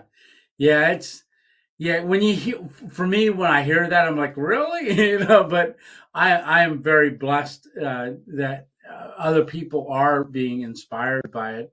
And I've gotten comments from people from all over the world that have, had strokes. They're in the process of their recovery. Someone just told me the other day that they just shared my channel with a relative that just that week had a stroke. Yeah. And I'm like, oh, definitely. What's your favorite stealth camping video you've done? All right. So George asks, what's your favorite stealth camping video that you've done? I'm going to answer that, but do you want to answer that too? No, it's fine. You go ahead. Okay. I was going to say you can too. But my favorite one, I want to say they all have something unique for them, something memorable. But I would, if I had to say my most favorite, I don't think you've seen it yet. I really like this one coming up Thursday. I do. I really do. Gosh, I don't want to say too much, but this Thursday one, it pulls out like all the elements. I do camera work. I do just a lot of really neat Tony stuff. All right, stuff that you don't always see, but I don't even know how to explain it. I had a blast. I really did. It was for me. It was really it ticked off all the things that I would want to see in a video. It just has that element to it. We'll be looking forward to that one. Yeah. It's believe it or not, I'm really, really looking forward to you guys seeing it, because it was, man, I can't wait to talk about that one next Sunday. So you're going to have to watch it, because if I say it, I don't want to give it away. Man, it's just turned out really, really good. Let's see. Green Hubs says, how did you get the name Indian Hammock? There you go. I always had a love of the Native American Indians, and my grandma half Indian, so that's where the part came from. And I always loved the eastern hemlock trees, so that's where the hemlock part came from. Ah, nice, nice, nice. And I don't know why I was saying Indian hammock. It's hemlock. Yes. Yeah. Do you have a lot of hemlocks where you're at? Yeah, I do. I'm not too far from you, actually. I think I'm a Oh, couple. I'm oh, really? Oh, nice. So you're in Pennsylvania. yes. Uh-huh. Oh, nice, nice. Oh, there we go. We're gonna have to do a collab Yeah. at some point. Yeah, definitely, definitely, definitely. Yeah, yeah. I love hemlocks too. They.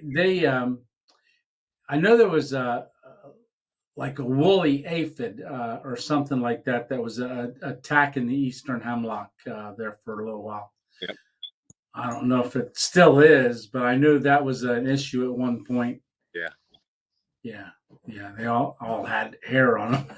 Yeah. It looked like hair. It's just little white balls. That's what's called a woolly aphid. If you ever see white, looks like cotton, small Right. things, it's a woolly aphid. Yeah. Hey, I Okay. know you've been on your live for a while, and I just wanted to come on and say hello. Yeah, well, I greatly appreciate you jumping on. I love it when people want to stop by and say hi.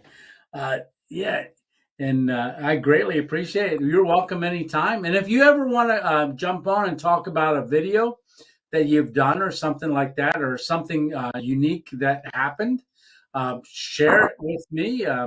Send me an email and tell me you want to jump on and talk about it. Maybe we can highlight it or something Right. somehow.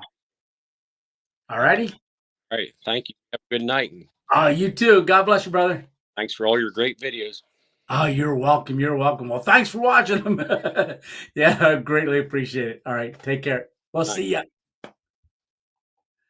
All right. Hey, Tony, can you guys explain what it is about stealth camping you enjoy so much? I get the camping part, which is fun, but what is it about the stealth component that you're drawn to? All right. So if anybody wants to come on and answer that question too, feel free to do that. I'm going to share why I enjoy stealth camping. So there's a couple interesting facets with it. All right. One, you are camping somewhere where you're not really supposed to camp. One, it's cost effective. All right. If I wanted to go camping, say, just go camping, I got to go to a campground. All right. And pay a fee for a campsite. Not that I don't mind paying a fee, but I can't afford it all the time. All right. But also, I don't know who my neighbor's going to be on either side, or behind me, or in front of me, or on the sides of me. Not that I don't like people, but maybe I don't want to listen to their music. Maybe I don't want to listen to them, pounding down a case of beer and getting real loud because I'm there to hear nature. So it's an opportunity for me to kind of escape. All right.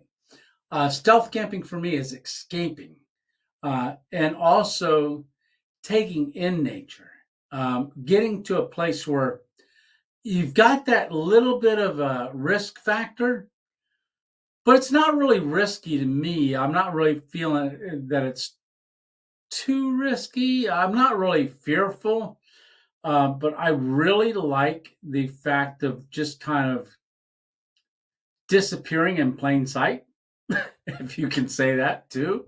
But you get to a point where sometimes you're stealth camping and people are so busy. You could be standing there and nobody notices you. Literally, you can be there and people are so busy that they don't notice you. That to me is interesting because it's almost like you take a step back and you look at society moving so fast. We're so fast. Everything's just so fast in our society anymore.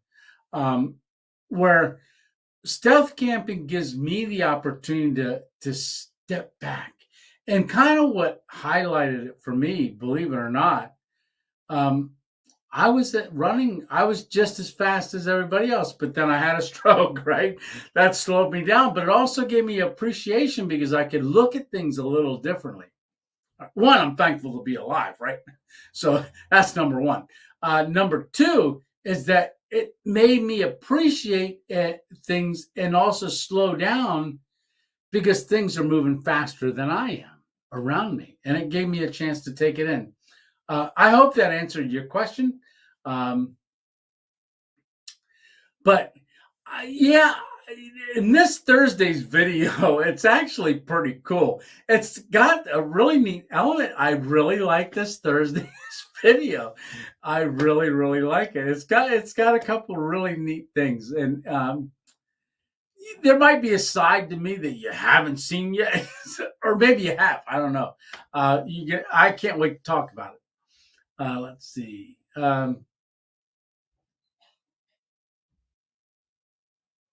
And it's about seeing if you can avoid having to make bail. Hey, I've got a badge for that because I got my stealth camping badge that James had sent me, the detective from Chicago.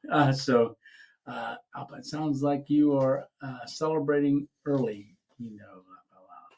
Let's see. Alpine Warrior may sneak by. Alrighty. So, hey, I don't know if there's any more. I'm looking down here. Nobody's in the green room. And we are an hour and 41 minutes. But there's 39 people on? What? There's 38. There was 39. Someone saw me bend over like that going, hey, what is that? And then they jumped off. Oh, well, come on back. But there's 39 people on, man. Good question, Green Hubs. I don't know if Steve would want to do a collab with me. I would. If he asked me, I would definitely love to do one with him. Right now, he's got a lot on his plate with his recovery. Not his recovery, but his mourning process that he's going through. I don't even know if he put out a video this week or last week. I haven't noticed, but that would be interesting. But yeah, I would definitely do one with Steve. Do a step 2.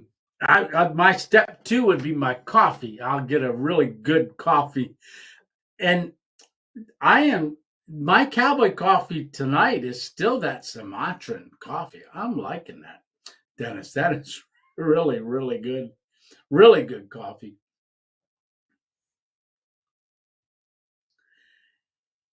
Yeah, I would, if it arose, I would, that would be neat. Thanks for answering. And you're welcome. Do you have something planned to say if you ever got caught? Maybe you can say you're homeless. So if I do get caught, I don't know. I would, depends on what stage of setting up I am. And because like I said, I heard the noise behind the dugout, I had the camera set up and on the tripod and I'm talking to it and doing stuff, filming. So when I run around the corner and said, hey, and I startled him, I said, oh yeah, I'm just filming this sunset. So that worked. All right. But I just came up with that. And then I don't know. I think if I got caught, I don't have anything preset. Like this is my go-to answer if I get caught, because I don't know the scenario of how I get caught or where I'd be. So it really depends on where I'd be, what I'd be doing, how involved I am, or how exposed I am for the stealth camp. So really, that would be That would be interesting. And I hope I have the camera running if I ever do. Oh, Steve Wallace slipped on some ice and has spatial injuries. He put a post on Facebook. Oh, wow. Yes, everybody, if you saw that, Hammock Mountain just said Steve Wallace slipped on ice and has some facial injuries. He put out a post on Facebook. All right. So thank you very much for that answer. He is okay, it says. Oh, no, he's okay. Yes, he is okay. Pictures of nature. Good. Yeah, I agree with him.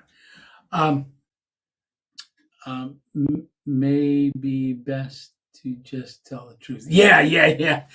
I'm probably, that's exactly what I would do. It depends on the person that caught me too. On how much they need to know on a need to know basis. If it's just somebody walking along, walking their dog or something, I don't know how in depth I would go with them. I would probably tell them, hey, I got a YouTube channel. I probably work it out somehow that I get a new subscriber and hopefully a viewer. So that would be cool. Let's see. On your last live video, you mentioned about you and Alpine doing a video together. When will that drop? Excited to see you guys collaborate. The two of you have some pretty awesome gear. Yes. So Alpine Warrior and I have actually spoken not only on the live, but we have also spoken in person. We talk fairly often, I would say. In fact, during my time last night, I was so excited about something I was filming and some things that were happening that I gave him a call because I had to share it with somebody. So Alpine Warrior has become a very, very good friend of mine. And I look forward. He's got a lot going on just for the next week or so because he just retired recently. So we're going to work it out very shortly, I believe. So hopefully we can do that soon. Do you fish any in cold weather? I used to have a good friend, Ted Laverty, real good friend of mine. We used to go fishing every chance we got. My father-in-law, my late father-in-law, Lisa's dad, Miss 2.0's dad, him and I were awesome fishing buddies. Yeah, he was more of my fishing buddy than anyone. Would I be doing any fishing? Fishing, believe it or not, is very hard to do and film the both. I tried it on my the lake camp that I did. Well, I caught a huge sunfish right as I already put the video up, edited to that point and couldn't work it back in. But it's a catch and release lake. But my father-in-law and I used to do a lot of fishing, but Ted and I used to go ice fishing. And we used to catch the largest, on this one lake, we would catch extremely large crappie bass through the ice. Now, if I told Miss 2.0 back then, if I said, hey, I'm going to go fishing, she'd be like, oh, okay. If I said, hey, I'm going fishing for walleye, she'd be like, oh, okay, go have fun, see ya. She loves walleye. So we would, if I ever want to go fishing, I say, hey, Ted and I are going fishing for walleye. And I tell you what, I better come home with a walleye. But a lot of times we would do night fishing and then we would come back to the house, fillet the fish, and then do a fish fry. Sometimes at 2:00 in the morning, we'd be frying up fish with battered and catfish. A lot of times with catfish at night. But yeah, walleye tastes to me like butter. And crabby bass, oh my gosh. You don't get a lot off of them, but they taste like buttered potatoes. Oh my gosh, they're good. All right, Hammock Mountain, good night. Have a good night. And I love crappie, Emma. Yeah. It tastes so good. They are very, very good. I love crappie bass. But I haven't had them in a long time. I have to get back out to fishing. I also, Lisa and I have a set of kayaks too, but I haven't been kayaking since the stroke, and we've got to get a permit for it. But we would like to go kayaking again too. Yes, crappie are good. I know Alpine Warrior. You got do you have hammocks? I believe you do. And you're not far from the lake up there, Lake Champlain, Champagne, I believe. My favorite is catfish, Jess. Yeah. Oh, my brother soaked shrimp overnight in garlic. Oh, bet you that would good. And goes as fish catches. Oh, hey, I guess they like a old grunt. He wants to camp on the Susquehanna. Yes. Crappie bass or crappie. I think it's I think it is crappie bass. Or maybe it is just called crappie, but they are in the bass family. Lou, the only video I have is of the trout stream. Nice. Let's see, desert rat pack. Okay, skin them and slime coating gross me out. Yeah. So, my father-in-law and I have been striper bass fishing. I caught I caught a huge fish. But no, I actually came in second in the state at one point, 1 year, for catching the second largest lake trout that year. And that was caught up at Lake Raystown. And I used a 6-inch trout. It actually ate, and that's how I caught it.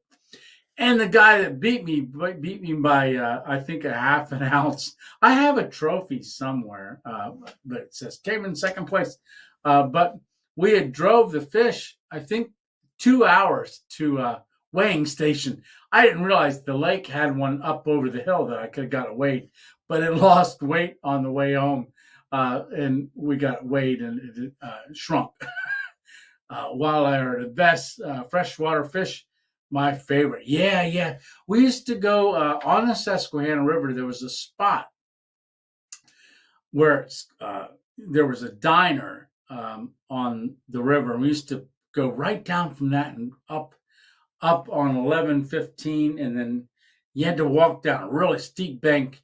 And we used a little rubber yellow jig, and you had to throw it upstream. And as it worked down, right when it curled, right like the second after it curled, you'd get ready.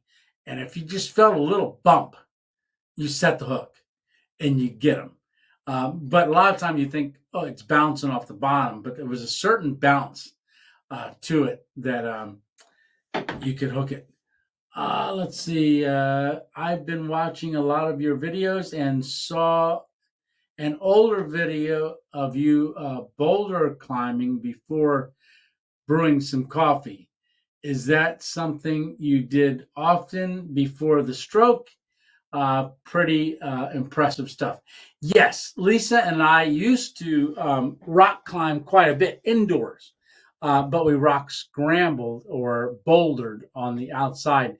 And if you can see this here, if I take this off, it's gonna be gone because Lisa will take it and put it on. But I was given this during our Cabela's meetup. And that was a very personal gift from my brother, Alpine Warrior. And he had given me this and said, and when he gave it to me, it was in a little box. And right here. So this was the actual box that it was in.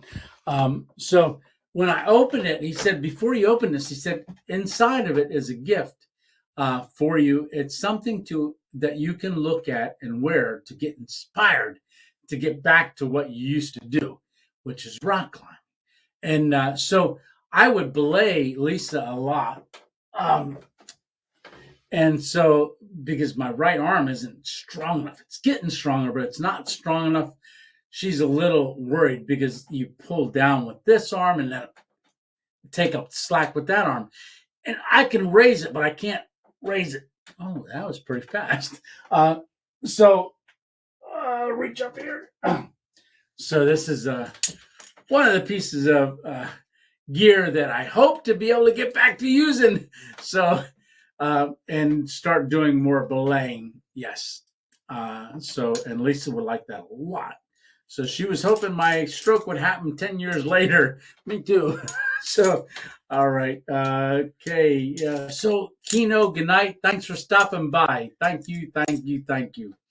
I enjoyed the live later. Yes. Thank you. Yes. Nice chatting. All right. Any more questions? Hey, getting better. The exercise will help. Yeah. So if you notice, when I was standing up there like this, I used to be able to make my chest go move back and forth. Since the stroke, I can't do that. I can't. A little bit. I can flex my chest, but I can't. And making a muscle, I can't. Like this side, I can make a muscle. This side, I can make it, but it's not tight yet. My forearm's starting to get a little tighter. So that's all stuff that will come back, I'm being told. So someone told me the other day, they said, you might not get it all back. But they told me that this morning. They said, you might not get it back, but if there's a will, there's a way, you'll compromise. Me personally, I don't want to compromise, but because if I begin to compromise, in my mind, I feel like I stop trying because I'm compromising, if that makes any sense. So let's see. Hey, getting better says, well, Tony, you and I should do ice fishing. Yes, definitely. That would be good. I don't have any ice fishing equipment anymore. But yeah, I wouldn't mind being in a fishing shanty. My one friend made one time. We drug it out on the ice, and we caught more fish outside of the shanty than we did inside of it, and spent all this time making it, and I never caught any fish while we were in it. That is awesome. Rock climbing and hiking the AT, inspiring stuff. Yeah, amazing goals. Yes, definitely going to want to be hiking the Appalachian Trail shortly. And if you weren't on earlier, I love this shirt. Thank you, George. You can get one of these on my storefront. This is one of the shirts I designed. You see, it's a Random Adventure 2.0, but it's a Louisiana Crunk Shake shirt. I wear it as an Walmart. I'm like, hey, didn't you guys know you sell shirts for your kit? Yeah. Wow. Look at Tony flexing. Yeah. I haven't tried to do any real curls. I think your microphone is dying. So, all right. So maybe I got to reset my mic, but that might be the cue for me to go. Oh my gosh, there's 41 people on. Do you want me to leave? Let me just do my mic here, but comment in the section if you want me to close up. Exactly 2 hours, which is in a minute and a half. Or if I should stay on for say 15 more minutes. I'm gonna let you guys decide. But there's 41 people watching. My goodness. I hate to leave everybody. I'm just gonna come in and come out from my microphone real quick.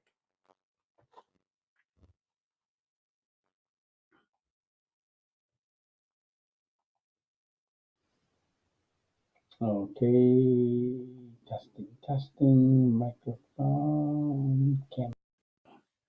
Testing, 1, 2, 3, testing. Yep, I think it's good. All right. So, hey, your Papa. Good night, y'all. Okay, Lou. Good night. Emma says 15 more minutes. It's only 8 p.m. here where I'm at. I'm awake for a bit, says Jess. Alrighty. So, ask me a question. Ask me a question. Anybody wants to come on? Good. Indian hammock. So if anybody, I'm going to say let's do 15 more minutes. Good night, Tony from Louisiana. Going to send you and Miss 2.0 some Cajun seasoning. Oh my gosh. And Louisiana coffee, John. That sounds awesome. Man, I should do, I don't want to, this isn't making fun of anybody, but, like Blot Outdoors, he does the Wasky. Maybe I should do the Kofsky. I don't know why that came to my mind, but a coffee review. I would love to do some Louisiana coffee. That would be awesome, awesome, awesome. So I do love coffee. I really, really like coffee a lot. And if you go in and watch the Stroke series, I haven't contributed to that for quite some time. I love Blot Outdoors. Yes, he is silly and fun. With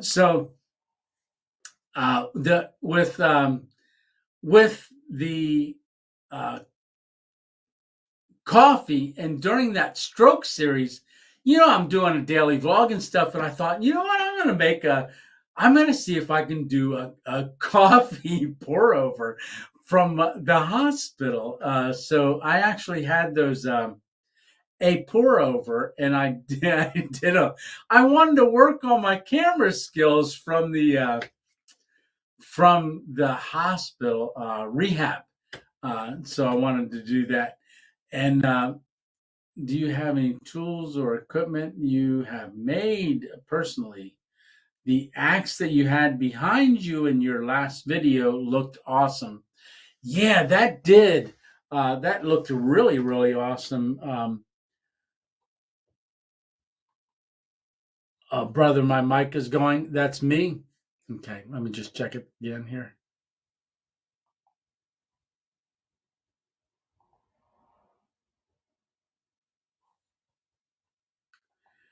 Hello, hello, hello, hello. Okay, that's camera. That's a different angle. That's a different camera. That's a bad camera. Let's see, audio.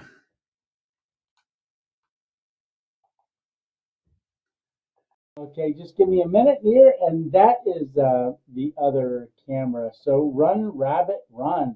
Hey, buddy, how are you doing? I see the 3 question marks. I'm going to jump. That just got home. Did you review the power station? Wanted to know if you would power one of those little electric heaters for use in your car instead of the Mr. Buddy. Love the videos. Okay, so all of the so far, all the space heaters, and I was actually at Tractor Supply this morning and just looked at some of the heaters. But the electric heaters, most of them are off 1,500 watts. And no, from what I understand, I am gonna do a review on it. Haven't done a review on this yet. This is 1,000 watt. From what a guy answered earlier today in a comment, he said he's familiar with the Jackery. And he said the Jackery 1000, and that would be equivalent, I'm guessing, to this one.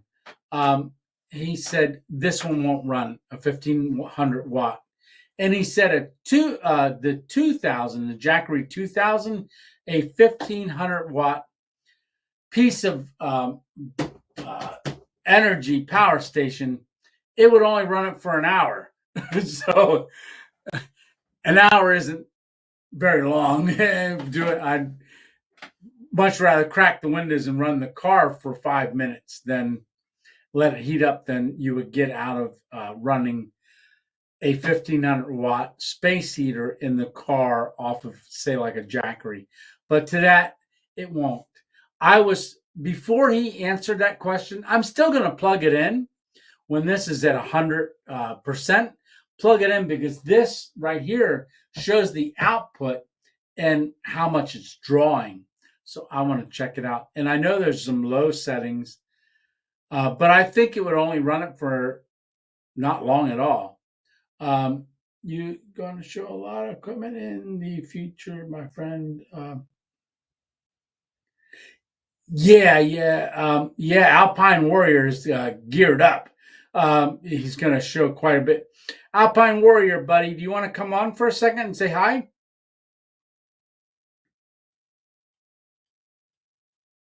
If you do, I'm going to just throw the link down here again real quick.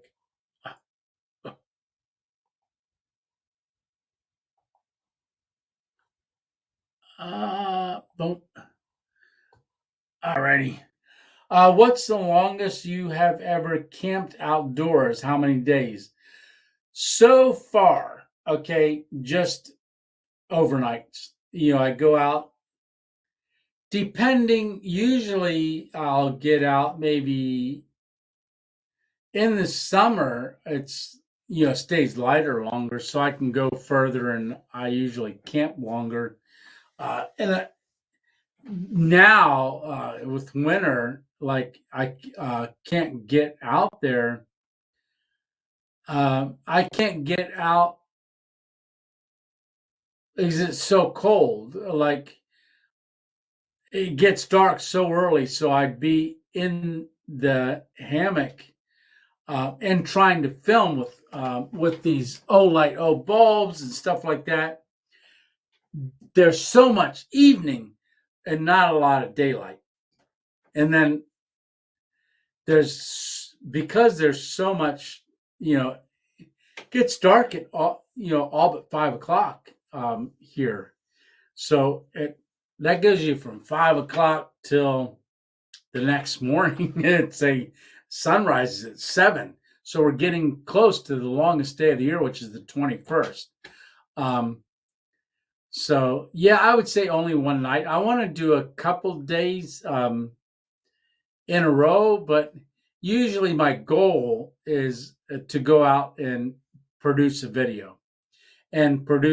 video that's a quality video and something that you'd enjoy to watch. Yes, let's see.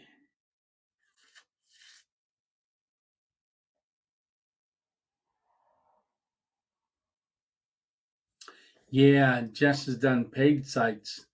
Yeah, like I love my family in the forest. Yeah, I don't know. I love being in the woods. I really do. It's amazing how just they come alive. They really, really do come alive when you're out there. It's so peaceful. Really is peaceful. True, going to show a lot. Yeah. Alpine Warrior, I'm not seeing you jumping in there into the green room. I'm just waiting to see if anybody comes in. So like I said, upcoming videos. Is there anything that you would like to see me do that I'm not doing? Any ideas or anything like that you want to throw out there? I know a couple people said Knoebels. So Knoebels is an amusement park that's not far from me. I actually the other day drove into it to kind of scope it out a little bit. And you go this one way and it was open. And I went they've got a campground. I went into the campground and I turned and I'm going to check this one area out. Well, they turned like the road into a walking trail with lights. And I was in the Hummer and I'm driving through all this walking trail and all these lights and I'm going, oh my gosh. And I thought I could get out and they had it all barricaded at the other end. I had to back up a whole long way, good distance to back up to be able to turn around and go back. And I'm like, I wonder what I'm doing. This guy driving around the walking trail, but it was during the day and they hadn't opened it up yet for the lights. Let's see. Have you ever gotten scared camping? Drew is asking. know you pray with the blood of Jesus, but it can still get spooky if you hear a noise. Haha. Yeah. So I know I'm covered by the blood of Jesus, but it also says don't put yourself in a predicament where you test it. That's like, saying took him up to the highest mountain, say, jump off this mountain, you can save yourself. So I don't put myself in a compromising area. So I wouldn't tempt it. But as far as being afraid, I haven't gotten fearful yet. In the cemetery once, because I heard noises. Yes, I did hear noises that crashed through it, but it didn't. That I didn't get fearful, but I was curious and I was a little worried. But then I got my mind under control because my mind started racing. Oh, it could be this and it could be that. Oh, you're going to look over here and see somebody walking, so you have to control your mind too. Your mind can play a lot of tricks on you. So let's see here. Cracking sounds good. Just going down. Do you plan to do camping videos all winter? Dennis is asking. Yes, car camping and hammock camping. And Dennis, you, I saw the pictures that you got that Mitzel hammock, and that you got to work on it a little bit to get it right. But you liked it. It sounded like, but you got to work it a little bit for you. And that's similar to that O-Life hammock that I just got. I set it up so quick I didn't get a good lay on it. But yes, and something really neat. I just got I want to try this out. And let me bring Alpine Warrior on. Hey, buddy. Hold on one second. There we go. Hey, there he is. Hey, how you doing? Good to see you. I was glad to see you. Good to see you. Yeah. Wow. Yeah, that when you were on that, I noticed the hatchet the other day, and I thought that was really cool. It was cool that Dennis or Drew had mentioned that, because I saw that, but when you were on the live, I never mentioned it. I talked about the snowshoes. Yeah, I in the background that Drew was talking about, I had an axe hanging up. That was from Sweden. Was it really? That's where that's from. Yeah. Yep. Oh, yeah. Yeah, it's super sharp. Can't wait to show that in the video, actually chopping up some wood. So in the future, I plan on showing a lot of equipment. I'll start bringing it out and doing a gear review and collaborate with you on it. Absolutely. Yeah, because you from what we've talked about, you've got a lot of stuff, a lot. And, I've been collecting for years. Yeah. Yeah. And now you're getting to an area where you can have some breathing room and get caught up. We're definitely going to have to get together. Yes. Yeah. Hopefully we can do some ice fishing and kayaking too. I'd love to do that. Yeah. Now the ice fishing has your lake started freezing yet? Not yet. No. I'm still waiting. I'm still waiting for snow. So okay. Yeah. Once that comes, we'll have to look into that. But yeah, I'm gonna actually you can even on the way to Lake Placid here, there's a club you can actually do ice climbing on the rock faces. I like to do that too. So yeah. I've seen that down here, Ricketts Glen. In fact, Walter's not on anymore, but Walter's on last year. Went to Ricketts Glen and did ice. That you don't really do the ice climbing as much as Ricketts Glen is like 18 waterfalls, and it's wow, that sounds awesome. Area. Yeah, if you ever come down to our area, you and I'll have to go there. Lisa and I, it's a 7-mile loop, but there's like 18 waterfalls, and they're all named, and one of them's like 90 foot big, but they freeze. Yeah, they do freeze in the winter, and there are people that ice climb them. But you can do that loop hike with the cleats and the ice thing. You can go behind the waterfalls and stuff like that. There's a nice. there's a guy that we know that does rock climbing that actually takes people on it. But I know Walter did a video of it. And it's on okay. his I'll have channel. to check that out. Yeah. Absolutely. And Yeah. it's Ricketts Glen, and it's probably somewhere around January. He was up there and did that. Or no, maybe February, somewhere around there. But it's called Ricketts Glen. If you search his channel, it should be on there. But yeah, okay. Ice climbing is pretty big up in your area, up north there. Yeah, absolutely. So yeah, I want to get back to just rock climbing. Yeah. Just forget the ice for now. I just want to get rock climbing. do a little free face climbing, right? Yeah. Yeah, let's see. I do just want to mention that Drew said, yes, the cemetery video, I would be terrified. No idea of how you did that video. But then again, a dead person can't hurt you. And that's one of the things that I thought. Well, at least the one cemetery, Lisa's grandmother is buried there.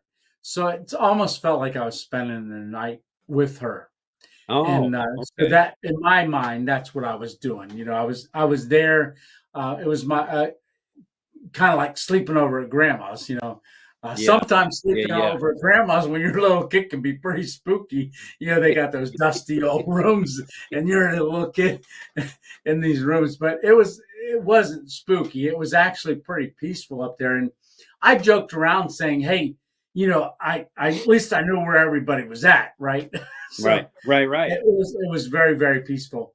Have you ever? Run Rabbit Run is asking, have you ever thought about getting one of those jet boil stoves? They are much sturdier and quicker, hence the name, and packy and super small.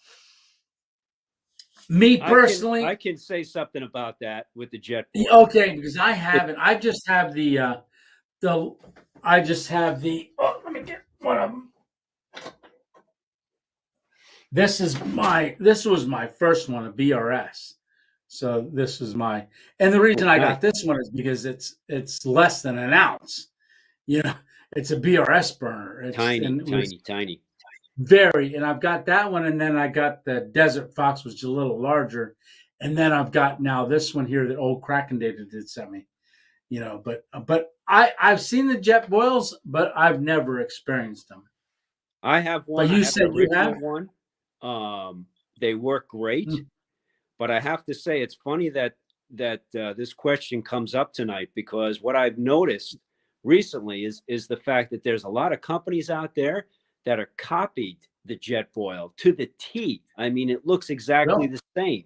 At least 3 or 4 that have copied the jet boil patent, and the stove looks exactly the same, but they work great. They work very well, very efficient, boil the water very quickly. Yeah, and they pack down like real tight?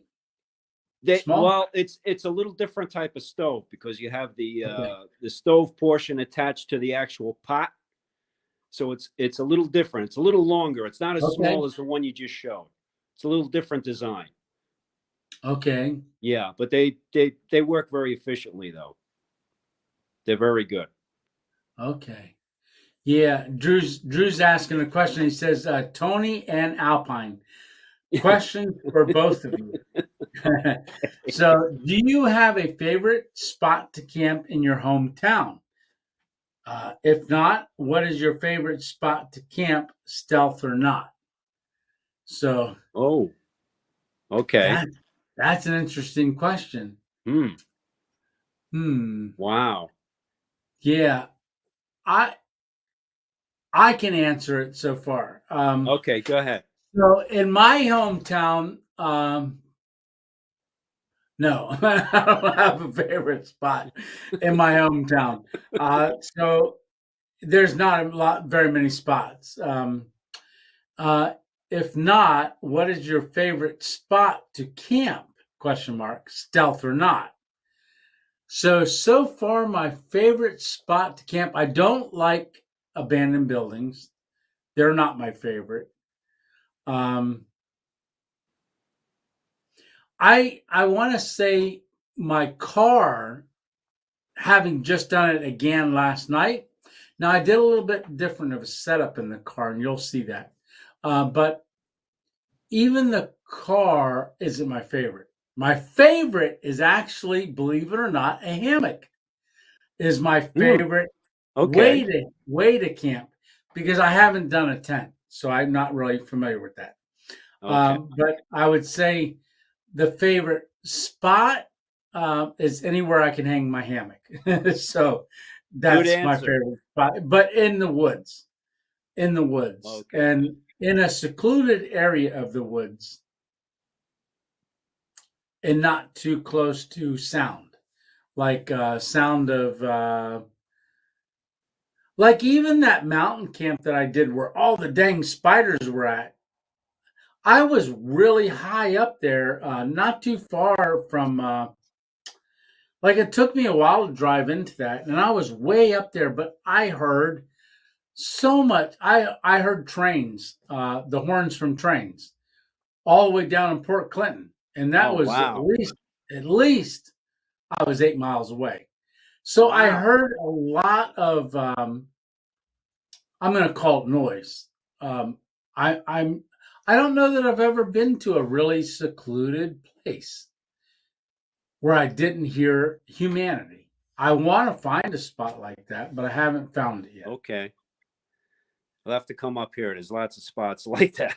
Oh, That's good. for sure. Yeah, it's just cold up there right now. Recently going to Buck Pond in upper state New York was awesome. Very secluded up there. That was nice. Oh, was it? Over the summer. Yeah, when I went with my wife, that was really nice. Yeah. Yeah, what was nice about Buck Pond? The location, I mean, you're only 20 miles away from Canada at that point, which is very, very different. Yeah, it's a lot of property, a lot of places to canoe in and out of and kayak out of. And what's really neat that I want to do a video on in the future is right outside the entrance of Buck Pond, there is a Indian museum that's very interesting. Yeah, I want to talk to the owner of that place and do a video in there. He was very friendly, but the artifacts that are in there, the Indian artifacts, unbelievable what's there. And I never knew it was there until I drove past it and saw it, and then I looked it up. But yeah. Yeah, I remember you telling me about that. Yeah, that's going to be really cool. Definitely. Yeah. Now your area up there is pretty big on Indians too. Like the Native American culture was pretty big in that area. Yes, all the way up too. I mean, there's a lot of mountains named after Indians. And what's funny, up here, you have that, and down on Long Island, you have that too. A lot of names. Really? On Long Island? Like Ronkonkoma is an Indian name. So okay. Oh yeah, big presence. So yeah, that's. I used to work for a solar company. It was called Lenape Solar. Oh, that's how everybody pronounced it, but it's not. It's Lenape. And okay. I worked for them as a sales guy selling solar panels, and it was the company name was Lenape Solar. They're out of business now. They went bankrupt. They owe me a lot of money. So, but anyhow, that I'll never see. But here I am. This is a true story. So I'm down in on vacation down in Delaware, like Rehoboth area, Lewes, Delaware. And I was reading down near Lewes, Delaware. And I was reading a paper, one of their newspapers one day, and they had an article about the Lenape Indians. And I thought, this is pretty wild. And as I was reading it, I'm going down, I'm like, man, I can probably use this in my sales presentations, about the Lenape Indians and all this stuff. And I'm getting in depth into this article. And then it said, I got to the one point, it says, and the I forget what what peoples were there, like settlers. There was a name for the Lewis settlers were there, and they had this fort, or there was settlers, and it says, and the Lenape Indians came in and slaughtered all of them. And I thought, oh, I can't use that as a sales presentation. Yeah. So I ditched the article and never talked about it again until tonight. So. But I was all excited about learning about more of this, the Lenape Indian. Yeah. Now, neat. Tony, have you ever heard of a Indian paint pod? Paint pot? No. Pod. Yeah, they're actually red in color, and they're kind of like the shape of a ball. And there's a lot of them that I've collected on Long Island, actually. And what they used to do is fill it up with water, and you could run your finger inside of it, and it gives like a red mark, and they used to paint themselves with it. It's called Indian paint pod. Yeah, those are a lot common down there than people would know. So really, yeah. And is it like made out of? It's almost like a stone. It's like a red stone. It's like a red stone. Okay. So it's kind of like a maroon color, and you can find them in various sizes. But they would actually use them to paint their face. Actually, yeah. Oh wow. Which was interesting. Yeah. So along with finding a lot of arrowheads, you find a lot of that too. Yeah, there's. I would love to go arrowhead hunting. There was a guy that I was watching. They said the Susquehanna River is very big for arrowheads and artifacts. Oh, okay. There's a guy that has a YouTube channel, and he walks the banks and stuff when it gets washed out, and he finds a lot of artifacts. Oh, nice. From the Susquehanna Indians. Supposedly there was a trail that came up through, and there was a wagon train that came up through too. Some guy told me that down around Sunbury, Pennsylvania, I was looking for it. This is when I found the cave, but he said there are caves, but he said there's a wagon trail. You can still see the wagon wheels on this trail, and carvings in the trees from the wagon trains that would come up through that area. He said they would actually carve their names in the trees. Yeah, and you can still find them. And, that's amazing. Yeah. I tell you, there's so much buried history right at our fingertips that we don't really recognize or ever see. But when you start looking, you start seeing it. We got to break out the metal detectors and get into that. That'd be fun too. Yeah. Absolutely. Yeah, you said your dad found a lot of what kind of artifacts that donated to the library? Or a lot of war artifacts from the forts over here. Okay. So a lot of British and American artifacts that he submitted to the museum on Crown Point. Yeah. Oh wow! So, yeah. So if you come up, we'll have to walk around with the metal detectors because there's a lot to see, a lot to get. Absolutely. Let me just check. Okay, wow, we still got 32 people. That's crazy. It just blows my mind. Yeah, it really does. It does. Yeah. Does anybody have any more questions? I say that and boom, pops right up. Have either of you ever camped over a frozen lake? No. No, I've fished over a frozen lake, but never camped. Have you? I have in the military. Yeah. But not as a civilian, not as of yet. But I plan to. Yeah. Okay. And doing that when you did it in the military, when you camped over a frozen lake, what kind of pad did you insulate? Well, they give you an ISO mat, and they gave us some stuff, but it was equipment that they used during the Korean War, so it was real outdated. Yeah. The stuff they have now is a lot better, that's for sure. Yeah, and that's funny. Stitch says hard to rig a hammock on a lake. Yeah. Frozen or not. Yeah, I actually now that you say that, one of the things that I was talking to you about Alpine, is just to Stitch's point.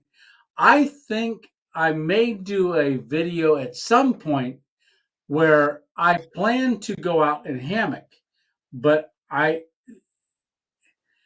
because if I'm going hammocking, maybe I can't hang a hammock. So maybe I've got to rig a tarp up and use my underquilt and hammock as a cover and Okay. a way to protect. So I'm sure there's probably going to be a scenario like that sometime. Absolutely. You could also take a sleeping bag and open it up and use that as an overquilt too. If you opened it up all the way. Yeah. Lay it over the top of you.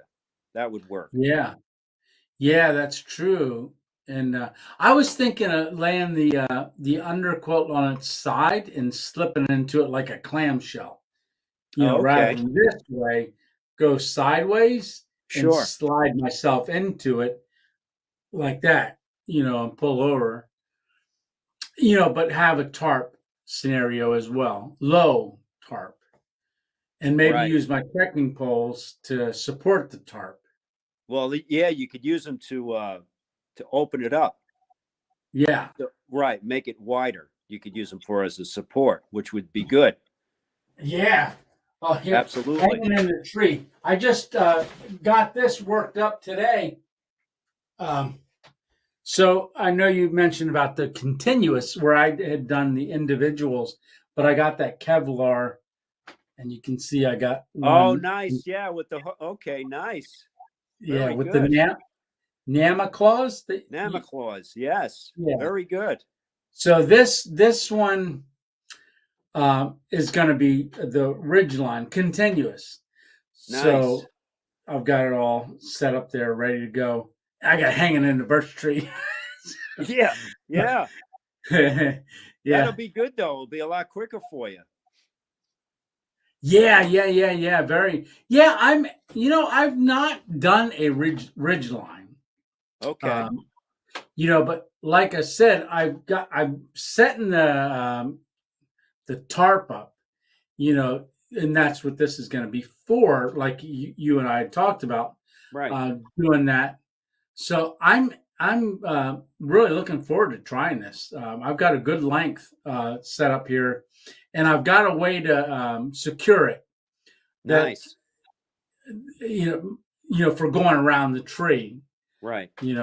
So I've got these two, and then in my my one jacket that I have in the sleeve, I've got the other two, so that when I go out, if I want to do singles and not run a continuous, do singles. So I've got a set of singles for either side, and I got this set for a continuous. Yeah, I want to have, and that was the idea, Stitches. I do have a sleeping pad. I actually had two of them, and there was a hiker going through, and I gave one of them to it, but because I got a deal on the two, but he didn't have a way of sleeping. But I used the sleeping pad once in the hammock, and which was on the March challenge video, and never used a sleeping pad since. But I have a sleeping pad, and my thought was, if I go on the ground, I'm definitely going to blow the sleeping pad up and put that inside the thing. And I do have an emergency blanket, a little pack with an emergency blanket that my son gave me a couple of years ago, and I wasn't even camping back then. He's like, "Here, Dad." I was like, "Oh, awesome, thanks." And I still have it, and I've got it in a little pack, and I plan on using that as a scenario for something too. Yeah, that you have to wrap around you though with nothing else. That works off body really heat. That'll work off your body heat. Okay, yeah. Somebody said you can put it in a hammock and then lay on it too if you didn't have an underquilt. You can do that, sure. Yes. Run Rabbit Run asks, has anyone ever told Alpine he looks a little like the actor Leave Schreiber, Schreiber, Schreiber, he looked familiar, and then it hit me. So has anybody ever said you look like an actor? No, I haven't heard that, but that's oh wow, okay. Yeah, well, you have to look him up. I'll have to look him up. Lieb. Yeah, Schreiber. Okay, Alpine, Okay. you are going to do any hot tent camping this winter. Okay, Emma Brown's asking you, Alpine, are you going to do any hot tent camping this winter? Yes, I am. I actually have a hot tent and I have a Pomaly titanium stove. So I have to do a video on that, and I plan on using that as soon as we get some snow up here. Absolutely. Ah, nice. Yes. Yeah. Actually, they just came out with a nice footprint for that too. Actually, that tent, something new they came out with was a nice footprint for it. So, but yeah, I'll definitely have that in a video and do that. I'm looking forward to it. I've seen that teepee type hot tents, like it's a circle and it's more of a teepee. Is that similar to what you have? I have the one that looks like an A-frame, and you can open the side up. You can open the side of it up, or you can close it down like an A-frame, and you put the stove on one end of it.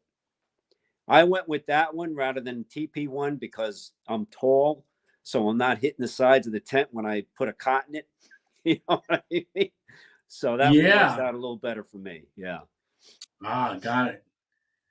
Yeah, that you know, I don't have a hot tent, but it seems like everybody's doing hot tent camping this winter. More so, maybe it was a lot last year, but it seems like this year, maybe it's more people I know or I'm exposed to it more. But it seems like a lot of people are starting a hot tent. Well, it's becoming very popular because of these little stoves. I mean, these little stoves are about the size of an ammo can, and the way they fold down flat, very convenient, very light. And when you take the pipe off the top of the stove, it rolls up into a little roll. I mean, it's very convenient and compact to use. So that's why I think it's very popular. I think I first saw Lone Star or Lone Wolf 902. Yeah, I think he was the first guy I ever saw use one. Absolutely. He's got all of them from that Pomaly company. I mean, he does a review. He's got at least like 12, 15 stoves out there he's talking about. But yeah, he's used them in every which way. So yeah, that George, I'm going to get to your question here in a second. So with that, see, I know what a wood stove is. It's very similar to the wood stove where it holds the wood a lot longer, pulls more heat off of the wood. Because I know, like a campfire, you have to cut the pieces real small because it's a small stove. You got to cut the pieces real small, but it's got a damper on it and everything, just like a regular wood stove. Okay. Absolutely. Yeah, I'm see, for me, I don't know how I would cut the wood. I'd have to take a little chainsaw or I have a battery operated circular saw. There you go. I could probably use. Zip, and just. I think I would do that regardless. Do a lot of that bow sawing. That's a lot. So, okay, George asks, have either one of you ever camped in West Virginia? No. I plan to get out more and go to other states. Definitely. West Virginia, I have not camped in. No. Okay. And Drew asks, Alpine question for you, buddy. Okay. How the heck did you get out when how the heck do you get out when it snows heavy? Do you have a snowmobile or truck plow? I have a truck plow. I have a snowblower, tractor. You name it, we have it here. So okay. Yeah. You got to be prepared living in the North Country, that's for sure. Yeah, because you get lake effect. Oh yeah, absolutely. Yeah. What's the most snow you ever had? I'm sorry? What's the most snow you ever had? Oh, well, as a kid, I would say over 6 feet. Really? At one time. That was on the island. Up here, I'm not sure how much actually my parents have gotten over the last 30 years. But I will tell you one thing. One of the worst winters they had, it was 28 below zero here. 28 below zero? Correct. Yeah, it Oh, actually wow. cracked the dashboard of the pickup my father had at the time because it got so cold. Oh, wow. Yeah. Now, did you have any problems with water pipes? Well, the way you get around that is you got to leave it on a little trickle. Each of the sinks, Right. You just let it trickle a little bit, and that'll keep it from freezing. Because we have an underground well here. Okay. Yeah. Hey, I want to welcome Mountain Sport Air Guns. I watched this guy's video the other day and subscribed right away. His camera work is just amazing. I'm a sucker for camera work. I really am. And when someone does good camera work, I'm like, yeah, I want to. So hey, welcome aboard. Hi, buddy. So Hi. Mountain Sport Air Guns. Yes. Nice. Really, really neat. Can't wait to camp in my new Tigris North Gaze hot tent standing headroom. Oh, that's cracking nice. dated. I'm getting jealous. Wow. Standing headroom, nice. Yeah, that Tigris. The more I learn about Tigris, the more I kind of like their stuff. They got great stuff. They make a great product. Yeah. Absolutely. Now you've got they make all kinds of different equipment too, which is nice. Yeah. We were talking about that the other night. I thought that was pretty cool. Yeah, it seemed, and that the gear review, is that outdoor gear review? Luke? Yes. Okay. He does a lot of that stuff too. He does a lot of Tigers. Yeah. Absolutely. I think that's the first place I ever saw the tarp. The tarp, okay. Because he did the tarp, and he always talks about how big of an area he can cover. He did the chair too. He did the first. He's the first one I saw do the chair. You know, like that chair you have, that fold-up chair. Yeah. Tigris makes one too, and they make it in the camo pattern. That's why I got it. But yeah, he's the first one I seen use that one. He was the first one I ever seen use a table. Oh, right. Okay. A little table, like I've got that Trekology table. He was the first one I ever saw use a table. Yeah, let's see. Biggest show I can remember here in West Virginia. George said biggest snow he can remember is 3 foot. Thanks, Tony, very much. Appreciate it. My wife and I have really enjoyed the stealth camping. Oh, fantastic. Appreciate that. So let's see. Old Kraken Dated says 1964, we had 25 below first week of January. Oh, wow. 1963, North Alabama. Wow. Yeah. Yipes. Yeah, that would be, if I'd ever got that cold, I would love to do that experiment where they take the boiling water and walk outside in the air and it just turns into snow. I would love to do that. I wonder if you could do that. It doesn't have to be that cold, I wouldn't think. You could probably do that maybe in the teens, I would think. Yeah, almost down I'll to have 0. to try it. Once it hits, down below 10 or whatever, I think you could do it. Yeah. Well, absolutely. I'm gonna do that. I'm gonna make it I don't know if maybe I'll boil some water in my camp stove while I'm out camping and throwing water in there and say, oh, it's snowing. It just started coming down. I can make my own snow. So let's see. It's been a pleasure. All right. Thank you, Jew. I love y'all's content. Keep it up, Tony and Alpine. Love chiming in on the live videos. Have a great night, everyone. All right, Drew and absolutely. Kristen, You too. Take care. Kristen, thank you very much. And Old Kraken Date says it was 1963. 10 feet, Emma Brown. That is a lot in one snow. 10 feet. Yeah. I think the lowest I ever got in the valley here was 20 or so. Okay. Yeah, Arizona. That's not bad. I remember seeing Tony, you know what we have to do? What? You know what we have to do? We have to do a video on how to make fire with ice. That would be interesting. Absolutely. That would be extreme. You're gonna have to show me that one. You're gonna have to show me that one. I'll do the filming and you do the explaining. That sounds good. That sounds good. Yeah. Let's see. All right. I want to get this changed here. I know that other one. Let's see. Okay. All right. Back to, oh man, these questions are just rolling. Any obvious 22 feet. Ooh, 22 inches of snow. The biggest snow that I've ever seen, not personally, but one of my drivers, when I used to work for a company, and I used to sell manufactured housing supplies.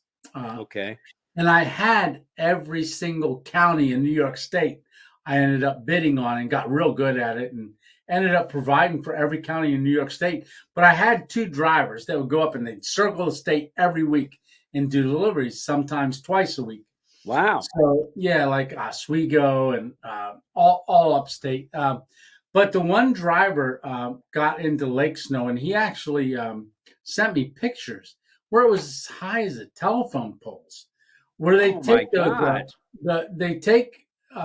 they got huge blowers on the front of the trucks, not plows, blowers. Right. And they're just blowing the snow out of the way, and they're cutting their way through because of the lake effect that came off of the Great Lakes. Right into like Buffalo area.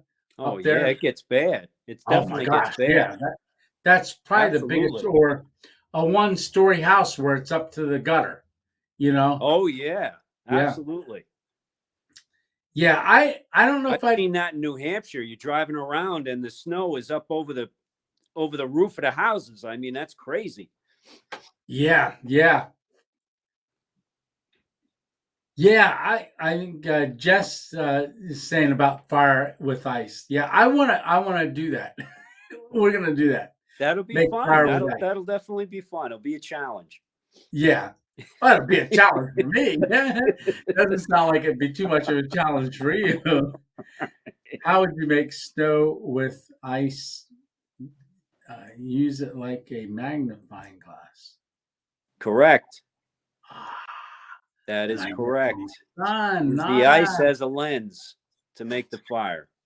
Okay, yeah. George is thinking there. Now that makes sense. Yes. Okay. Yeah, I remember using magnifying glasses and burning leaves when I was a little kid. Yeah. I was a little fire starter when I was a kid. Yeah. The needle on a leaf compass. Yeah, you strike it on a rock to magnetize it and then lay it on top of a leaf with water and it'll spin around to magnetic north. Really? Yes. A needle? Yep. Huh. Okay. Absolutely. I can't wait to see your channel. What are you doing on here? Get out and start filming.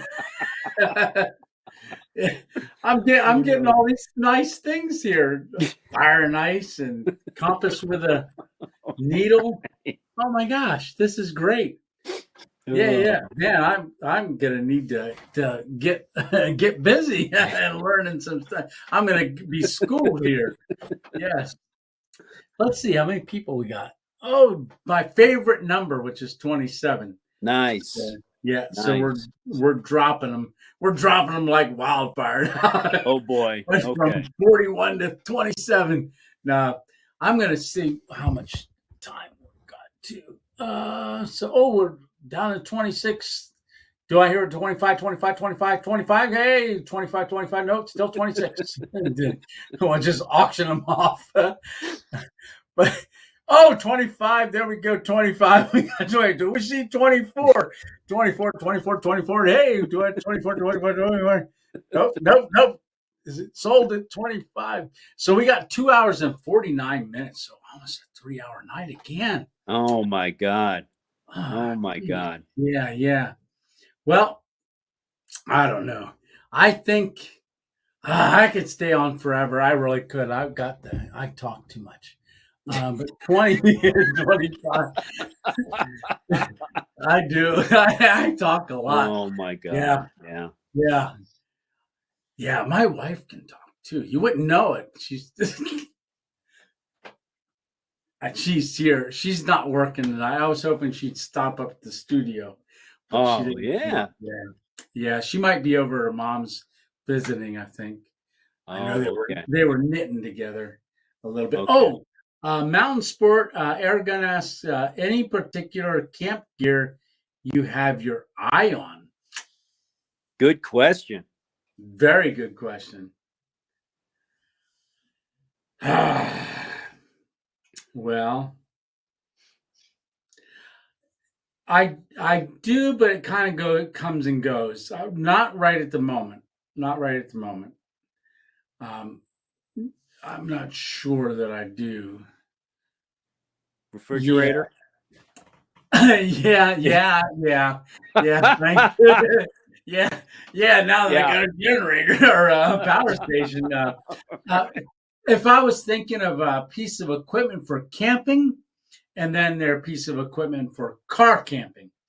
So the car camping one, I can answer that very quickly. A refrigerator, so that I can run off the generator. Because my hope is to start doing some travel vlogging and hitting more distant places, but not having the cost of hotels, doing the car camping, and also adding in the element of stealth camping, doing the truck stop showers, or stop at McDonald's for $1 coffee and get a bird bath quick in their sink, so, or wash my socks in their sink.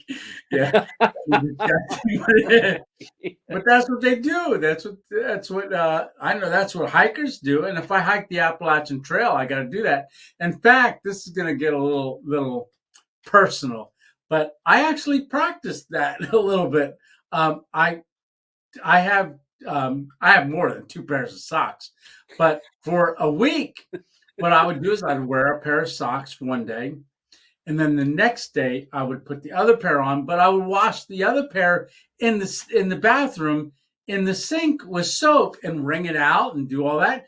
And I would do that with a couple items of mine because I want to put myself in that scenario. I don't want to depend on a washing machine and a dryer. Right. For my essentials, not for my overall, but for my essentials, like my socks and things like that, just to see what it's like. And so I did that for about a month.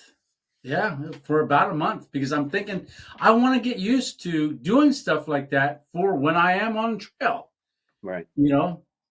So you could take your socks or whatever and put them on the back of your pack with a clothespin or whatever, tighten them on there, and then the sun will dry them when you're walking. Yes, I actually saw a couple of the guys did that, and they would put stuff on the outside of their pack to dry while they're hiking, and they washed it, maybe stopped in at a place and then did that. Start reaching out to companies to send you one for review. Yeah, I've got an IceCo Go 20 and love it. Super helpful for those long trips. Yeah. Oh, Aragon, I have a one leaf scope that I've got to review. Oh, I don't have an Aragon. I've got a 22. I got a 22 with a scope, and I haven't pulled it out of the box yet. Did the unboxing, but I've got a scope that it's by One Leaf AI, so it records. It's a night vision scope. Nice. So I don't know if you've ever heard of that mountain sport air guns, but I do have that to review. Maybe we can talk a little bit and you can give me some tips. But yes, let's see. I used to wash clothes in the sink. Yeah, my washer was broke for like a year. Wow. All right, and just got one dryer. Never had a dryer before. Oh, nice. Yeah, it's weird. Yeah, that's very cost effective too to wash stuff like that too. Back in the day, you used to beat them on rocks. Should be absolutely to film stuff at night. Yeah, it works well. Yeah. I'm thinking of. I've seen people do like shoot rats and stuff in barns, but I'm probably gonna just set it up and maybe shoot cans or something like that. And I don't have an air gun. So I've got a 22 with a scope, so I'm thinking maybe a long rifle, so I can probably use that. I'm sure that would. I guess if I'm just shooting cans, I think YouTube will be okay with that. I would think so. Yeah. I would think so. I mean, you could even use a paper target. I mean, that True. Yeah, just take a paper target, put on a tree, and try to sight it in. Yeah, or a wooden board or something. Broke my wrist. Right. Wringing out jeans was the worst. Almost broke my wrist. No joke. Oh, jeez. Yeah. Yeah. Oh, so when I was a teenager, I worked at a pizza place. Okay, while I was still in high school, and Sal's Pizza. All right, it was original pizza, but he was very Italian, from Sicily. And but his mom came over one year for the summer. His mom and dad, and the dad wanted to make a little garden, and he brought over like olive trees and was making a garden. But they wanted horse manure and stuff, so we had a farm, so we got them horse manure and stuff. But the grandmother or the mom. I guess over there they wring clothes out. She was a little Italian woman, didn't speak a lick English. And I did, I worked there and I'd make pizzas and I also did the dishes and stuff. And she would do the wash rags and she would grab a hold of them and just start wringing them out. And you'd see the water just running out and she'd just be smiling. And I'm looking at her, and she gets it twisted. Now it's long and it's all twisted. You can picture it. It's all twisted, right? Okay. So she's wringing it out. Now I was pretty buff as a teenager, right? And really strong. She handed it to me and goes, "Eh." And I'm like, oh, okay. I'm trying to wring it. I'm struggling. All right. Wow. And then she laughs and goes, hey. And then she goes 3 or 4 more turns on the dang thing. And water's just flowing out of it. And I'm going, oh my gosh. And she's laughing. And I have a beautiful memory of her. And she was a sweet that lady. is too funny. Boy, I wouldn't want her to give you a bear hug. No, or a massage. She's just strong, really strong. But that's because she did it every day. Right. She would wring out clothes and things like that, and things just really, really got very, very strong. Oh, that is too funny. Oh my God. Yeah, shoot a 22 TCM 1911 at night looks like a 105 millimeter howitzer. Oh boy. Yeah. Light up the sky with it. It should be great for a variety of use. I use it to film Bigfoot. Yes. Sport Angus says it should be great. for a variety of uses. Works well on scope. Yeah, I'm looking forward to it. I'm just a little hesitant because of the way that I'm not quite sure how it's going to mount. Right. And I've been holding off a little bit on doing that. So that's one of the ones in the pipeline, that and the espresso maker. Were you on for when I explained the espresso maker, Alpine? Yeah, absolutely. Okay, yeah. Yeah, I'm so thankful that they sent me an email and said included it in one of your videos. So I just couldn't see myself making a $79 espresso maker for reviews. Yeah, that's the glamping style. That's very glamping, yeah. And I'm thinking, okay, I'm going to go out to it because they wanted to see it out in the wild. So I'm going to go camping and pull out this thing. Hey, I think I'm going to make an espresso. It'll be like I should have a windshield that comes down and say, "Hey, you got any Grey Poop Pond? Do you have any espresso?" Well, certainly, sir. I definitely do, and give you a little cup, of ounce and a half that we waited 15 minutes coffee? To make. Right? What's that? Do you have any cowboy coffee? Yes, I do. I definitely do. Yeah. The espresso thing, it uses a little pod, so I had to buy the pod. So I got the pods. I did use it once to make it because I wanted to see how it worked. I charged it up for about 2 hours, got it fully charged, put the battery back in it, and it's the size of a thermos. And I took it and I put the little pot in it, I turned it on, and I'm waiting, and it beeps twice, and then it starts heating up. It takes 12 minutes to heat up the water. Wow. Yeah. So you really gotta wait. Yeah. and then it does it, but I mean you get an espresso, which is an ounce and a half. So you get a little cup. Right. So if you're alone, great. If I've got this 2.0 with me, I'd say, here's your espresso. Hold on 1 second. It'll be about 12 more minutes and I'll have mine and we can do a salute day. But maybe the second cup. A half hour later. Right. Yeah. I'm thinking the second cup, that's what I want to check. Maybe the second cup goes a little quicker than the first one because you put more than just an ounce and a half of water in. So it must heat the whole thing up and then run it through. I used paper targets before at the range and still able to publish a video. Still was able to publish the video of target practicing. Oh, good.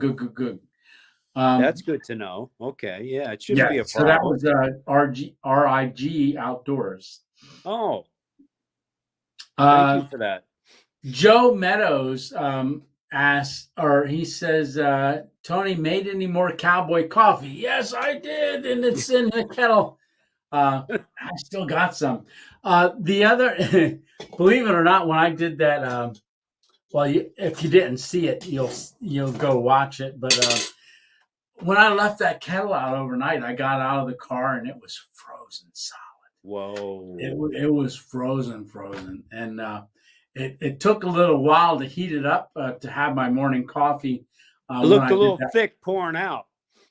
Yeah, it was thick. But I couldn't even have an iced coffee because it was frozen. It wasn't liquid or over ice. It was frozen. And I had to get it to thaw out. And tomorrow morning I'll come in here to the studio. I'll heat the rest of that back up. So a cowboy was passing his camp.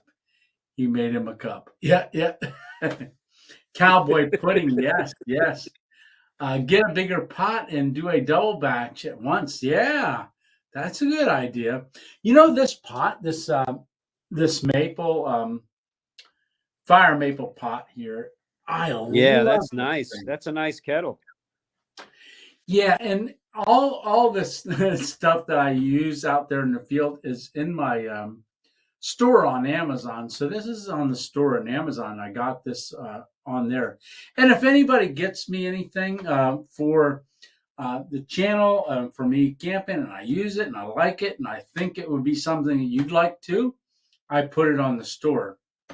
right away, just because, hey, I like it. If I don't like it, it's not going to go on the store. So that's for sure. So if you're ever looking for anything that I use or you see, and you want to find it quick, go to the Amazon store, and you can find that storefront. I'm doing a commercial. You can find that storefront in the description of every one of my videos. Yeah. I felt like that was a good segue. I really liked the car camping video. That tent was pretty neat. Yes, it was. That is neat. That is neat. Now, I was saying earlier that I'm not going to be deploying that every time. Now, when I go doing my travel vlog, depending on where I'm at and where I've got to sleep that night, will depend on whether or not I deploy it or not.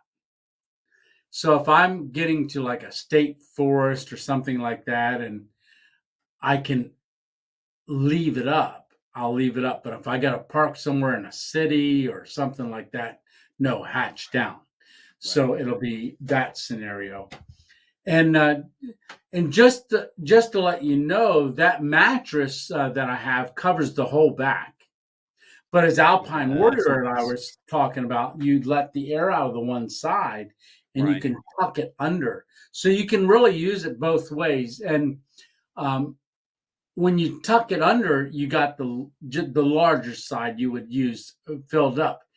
But you have that Subaru just like mine, but yours is newer. So, but if you take that mattress and you flip that underneath, flip it on top, the small side on top, and then flip the whole thing over. Oh, okay. Okay. Yeah. Because when it's laying there, the small side, you know how you got the armrest and the seat on the one side drops down, and then the other one is just a single. So you've got the narrow and then the double. Right. Okay. Okay. Of the seats that fold up. So that mattress, the double is on the single side, and the single side is on as the double. So when you flip it upside down, it becomes right. So if you take that single and you push it underneath and you flip it over, it can be on the side that the double is on, and you can put the single side up and use that as a seat. Oh, So like I'm sitting here, like right behind the driver's seat is my single. Right. So I got the driver's seat. I can push that driver's seat all the way forward for car camping. Okay. And I can have my legs all the way out, and I can tilt it forward. And I can use that console that's between the front seats. Right. I can literally use that to set my little stove on and cook it if I have to. Oh, nice. But while I'm sitting there, in the back seat, on the single side, right? Because I got it up because the mattress I flipped, and you got the double side. It's the mattress is the same size, and it can go all the way front. And so right here, my arm. If I put my arm like this, so I'm sitting here in the back seat. Right. My arm is on the bed, right here. Oh, okay. I'm looking straight at because that seat normally here folded down, and now that's all bed. But here I can sit. I don't have to be laying down in the back of that thing if I'm ready to, or sit in the front seat with the steering wheel right here and push my nice. Feet. Yeah. So I can actually go ahead and climb in the back seat and have it as a seat. And I could actually, I don't know if my Trekology table may fit on the floor right in front of me. I'll have to check that out. Okay, I'll have to see how wide that is. Because that seat goes the whole way forward. Your driver's seat goes very, very forward. You can take it way forward and even set the upright back forward and have a lot of room. Well, right. I think it'd be interesting too to take, one of those new power generators that you have and be able to plug in that little heater to it.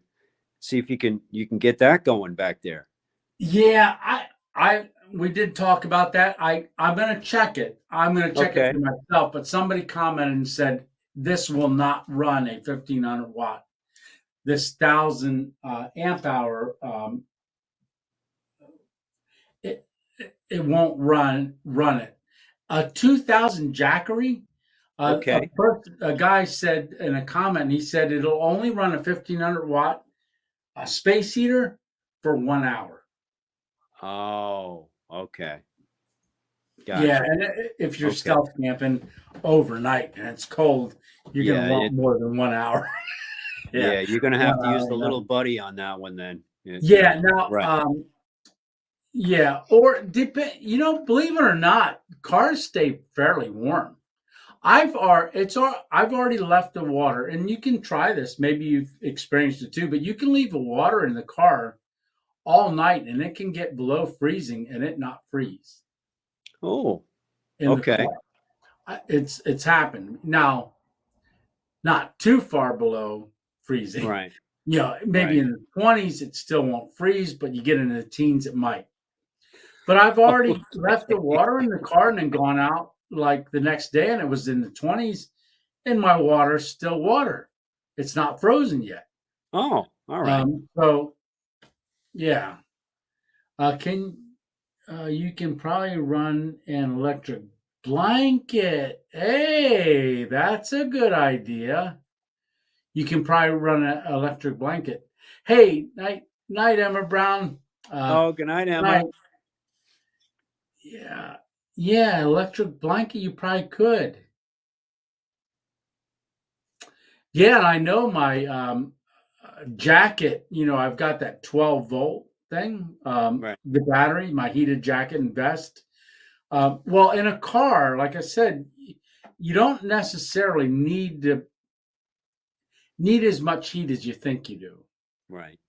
Cars stay pretty, and plus at least that's what I'm finding, so I did do, but once you start using heat, you want it, right? Yeah.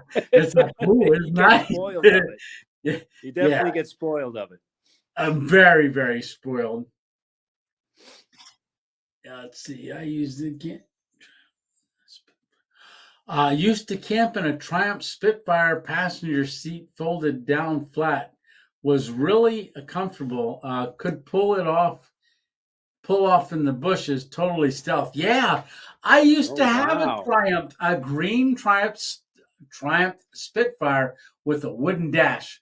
I had it in South Carolina. I bought it I moved to South Carolina for my 18th birthday. Moved in with my uncle. Wow, okay. And then some guy had a Triumph Spitfire, and he was like, "Hey, you want it? You can buy it. Yeah, it's this much." I worked for a tasty cake company, Durst Baking Company, back in the day. And I mean, I'm 18, and believe it or not, back then, I drank because 18 was the limit, So, hey, you tell an 18-year-old you can drink, you drink, Not every 18-year-old, but I did. So back then, I had this Triumph Spitfire. Well, I didn't know much about cars. And I ran into my cousins, and I left the car run.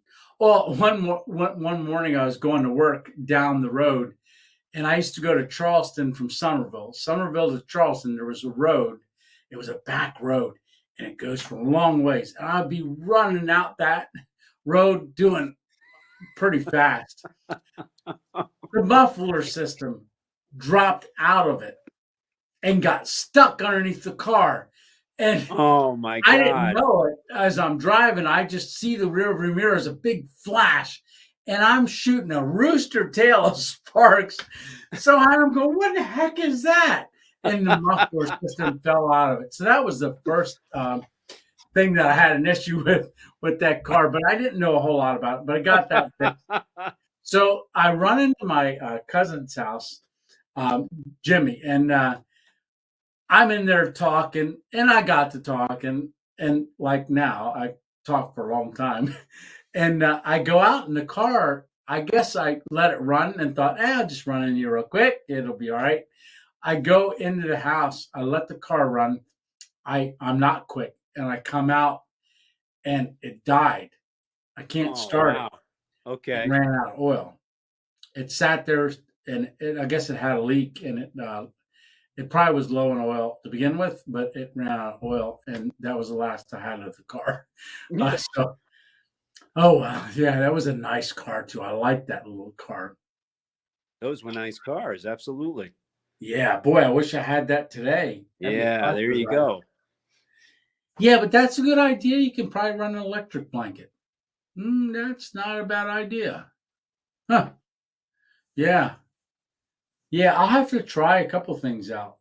But I know my jacket, you can get an auxiliary plug that would plug into a cigarette lighter. You can wire them in. This might have you'd have to get an extension. Or else you'd be laying there like that, hugging it all night, hugging your power supply all night because the cord on the put jacket. Your pillow on top of it. Yeah, it's not very long. Let's see. Hi everyone. Hey, camp, kill 'em all, bushcraft, survivalism, and camping. How are you doing? Wow. Alrighty. Yeah, and you're having some issues with your leg, if I remember correctly. Is that right? If it is, just say about that on there if you want to. But praying for you if it is. Oh. Yeah, having some issues. My favorite spot was between a split and 4-lane. A hill with pine trees could be seen, but had a beautiful view. Oh, wow. 4-lane. Nice. Yeah, I can remember taking that car, that Triumph Spitfire, and driving down to the Battery down in Charleston. Yeah, I still have a vivid memory of that. And then going and walking on the wall, the Battery wall. And I was only like 18 years old. Oh, man. Wow. I remember going to see Footloose, the movie Footloose.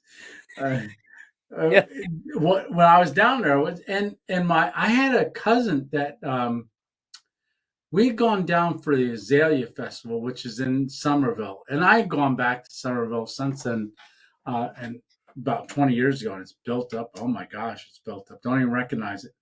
But when we were down there, my one cousin, yes, okay, so Camp Kill 'em all, Bushcraft, having issues with his leg. It's a diabetic ulcer on my leg, on his right leg.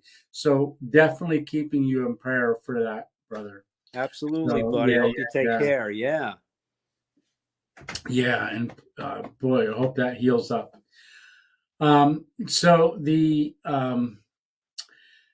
he showed up at the house, and he had a secret place. I wish I know where he went.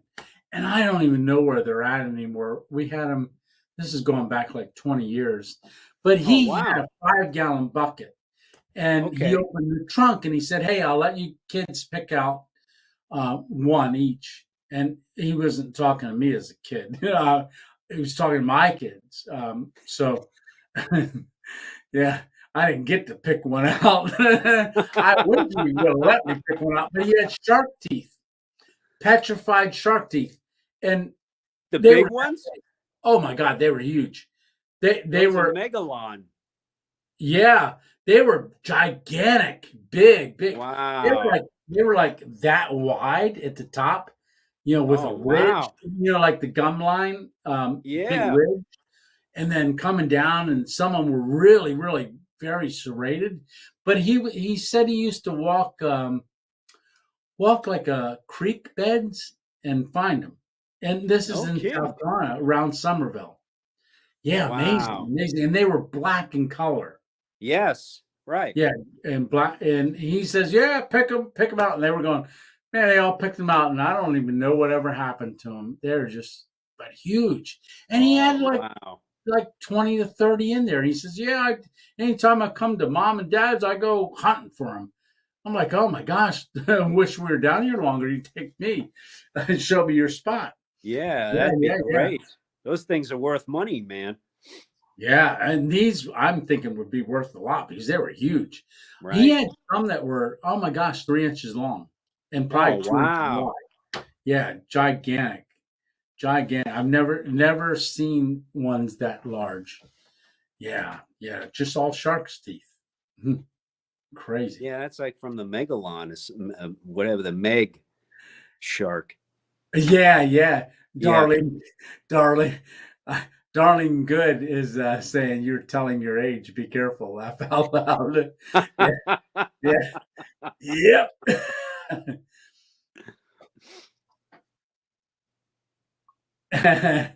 Yeah, and Kraken did. It says a Spitfire could hide behind a paper cup on the side of the road. Yes, Camp Kill 'em all said that prayer is definitely helping, and says to Jess um, also. It's slowly getting better. I am just hoping that the surgeon doesn't get foggy and won't take the leg off. Yeah, Froggy, take the leg off. Yeah, don't take. We're gonna pray that doesn't happen. Exactly. And if you're gonna get surgery, I'll give you a tip. I as a little kid, I was probably one of the first ones that ever had this happen. I had a slipped epiphany. Slipped epiphysis. Epiphany. A slipped epiphysis, that's the growth plate. There's a little bone that grows over top of your hip bone. And when you're about 12 or 13, it seals up. So it becomes one solid bone. But when I was Wow. 8 or 9 years old, I went to throw a softball. It felt like a Charlie horse in my leg. Okay. And they were treating it as a Charlie horse. And then they thought I was just faking it. They're like, come on, yeah, you can walk on it. But it was getting worse and worse, and they weren't believing me. And then one day I went to go throw a softball, and it popped. And I heard the pop, and so did everybody else at field day. And the bone popped out of the socket, slipped out. Oh. And it was called a slipped epiphysis. And the epiphysis was that little bone that grew on top of it, and it slipped out. And I had gone in, they told my mom, there's nothing wrong with him. And she goes, no, my son doesn't scream and cry like this for nothing. And they had him go in and relook at the x-ray, and they said, oh, okay, the bone's out of the socket. Yeah, we'll schedule surgery. So they put pins in my hips. And oh my gosh. And I remember being in there, and there's tubes hanging out because they drain the blood in those days with little tubes. And I'll tell you what, to this day, when I hear a hat, the back of a hat snap, it's exactly what it sounds like. When they pulled those drain tubes out, they went 1, 2, 3, but they pulled it on 2. And all I heard was snap, snap, snap, snap. And I screamed. Oh my gosh. Oh, but it sounded just like the popping of the hat going up. But anyhow, so I was in there for a little while, and I got to know a lot. I was on the young kids section, but there were some older kids there too. But one kid had to go for surgery, and he literally taped a note to the doctor on his leg for surgery. Oh my God. And it was hip bone connected to the leg bone, and the leg bone connected to the foot bone. And he had it all drawn out and written all that. I was only like 9 years old, and I remember this. Yeah, this is something. But so write a note to the doctor what leg it is. Don't take it off, and things like that. Make sure you put it on there. And accidents happen. They call them accidents, which they are accidents, but people go in for surgeries, and Mrs. Smith goes in for root canal, surgery. Right. And, she comes out without a leg. It's like, how did you do that? And they say, oh, they're protected with insurance fraud or well, I've gotten way off subject. You go any longer, you have to drink coffee to stay up. Laugh out loud. Yeah, I'm still working on my cup here, James. Oh boy. James says my surgeon may me a maker to sign to arm they were doing surgery on. Oh, yeah, make you sign, that I've seen that. I think they do that more recently. The surgeons, they'll come in and they'll put their mark when you're awake on the area or part that they'll draw on you and write on you. I've seen that recently. Oh yeah, absolutely. Yeah, they didn't used to do that. But a good surgeon will do that. Yeah, He'll pat you up. You say, "Yep, that one okay." Yeah, you get in there and maybe they roll you in backwards, right? Yeah. You know, and they think the left's the right and the right's the left. Yeah, maybe use a marker and sign the arm where they were going to do the surgery. Yes. I'll definitely put a post-it note that says do not disconnect. There you go. Camp Kill Them All says I'll definitely put a post-it note on it that says do not disconnect. Yes. There definitely. You go. Yeah, lucky for you, you like cold coffee. Yeah, I do. I when I was working, I never drank hot coffee. I always got hot coffee, but I never drank hot coffee because by the time I got to drink it, it was always cold, and I always just drank cold coffee. And I remember the first time I ever started drinking coffee. I worked for. I was younger. I'm telling you all these stories. I should save some for another Sunday. Yeah. But my first job, I think it was I worked at a kennel, but I also worked for Mr. Loy up at the garage. He had a garage. And I worked for $1 an hour. All right, working on cars with him, like changing oil and things like that. And I'd ride my bike up there. And I remember I got my biggest paycheck one week. And that's because I had worked all night long till the next morning. And I was drinking, because he's like, there's coffee over there. And he had a pot of coffee, and it was ice cold coffee. And I can remember his wife always bringing him coffee and stuff. And she'd call us into the house, and we'd eat sandwiches and go back out there. But he was a neat gentleman. That was in New Jersey. I used to live in New Jersey, Jersey. Yeah. Jersey. Yeah, Jersey. Yes, I did. Yeah. Exit 33. Yeah. Mountain Sports Airgun says, I love iced coffee. Yes. So Darlene asks, would you take your dog stealthing? I actually thought that the other night. I thought I would take. She's spoiled. I don't know how she'd do stealth camping. I did take her hiking. You took her on a hike when you had coffee with her. Yeah, I made the Black Rifle coffee that my daughter got me. I walked into the second lake, and she loved it. And she did great off leash. I was really surprised. And her instinct, she'd always look back. And if I stopped and she was walking, she'd get too far, she'd stop and wait for me to walk. If I didn't walk anymore, she would start heading back. But right. What I did a couple times is she wouldn't look back. She wasn't too far ahead of me, but I wouldn't stop. I turned around and started walking the other way because I wanted to see how she would do. She got so far, and then she looked back and saw me that I was going the other way. She turned around and came. Really? I didn't call her, nothing. So really good instincts. But I was actually thinking the other day I might take her on a stealth sometime. Yeah, I might do that. Yeah, James says Cowboy coffee is the best, strong and tasty. Yeah, it is strong. It definitely is strong. James says, now why did I think you would have a German Shepherd, James? You just seem like you would have a German Shepherd. For some reason, you say German Shepherd. I say, yep, that'd be James. He'd have a German Shepherd. Will bark if anybody comes by my tent. Yeah.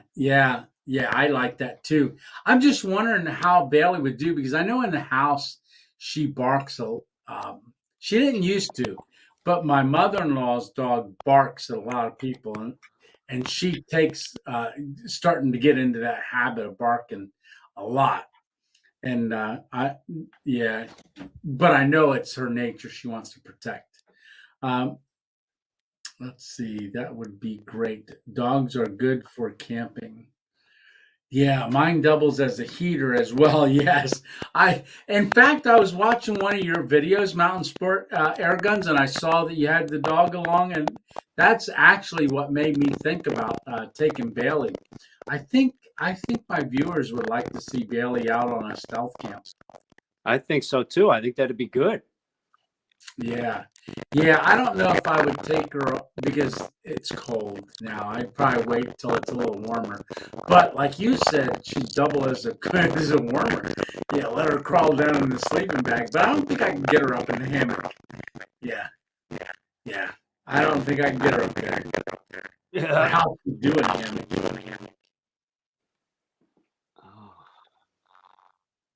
I've taken my blonde lab shepherd mix fishing. She loves it. Even tournaments. If I have fish in live well, she has to check on the fish. Your mic is starting to go out, Tony. Is it? Okay. Yeah. All right, let me in and out here quick.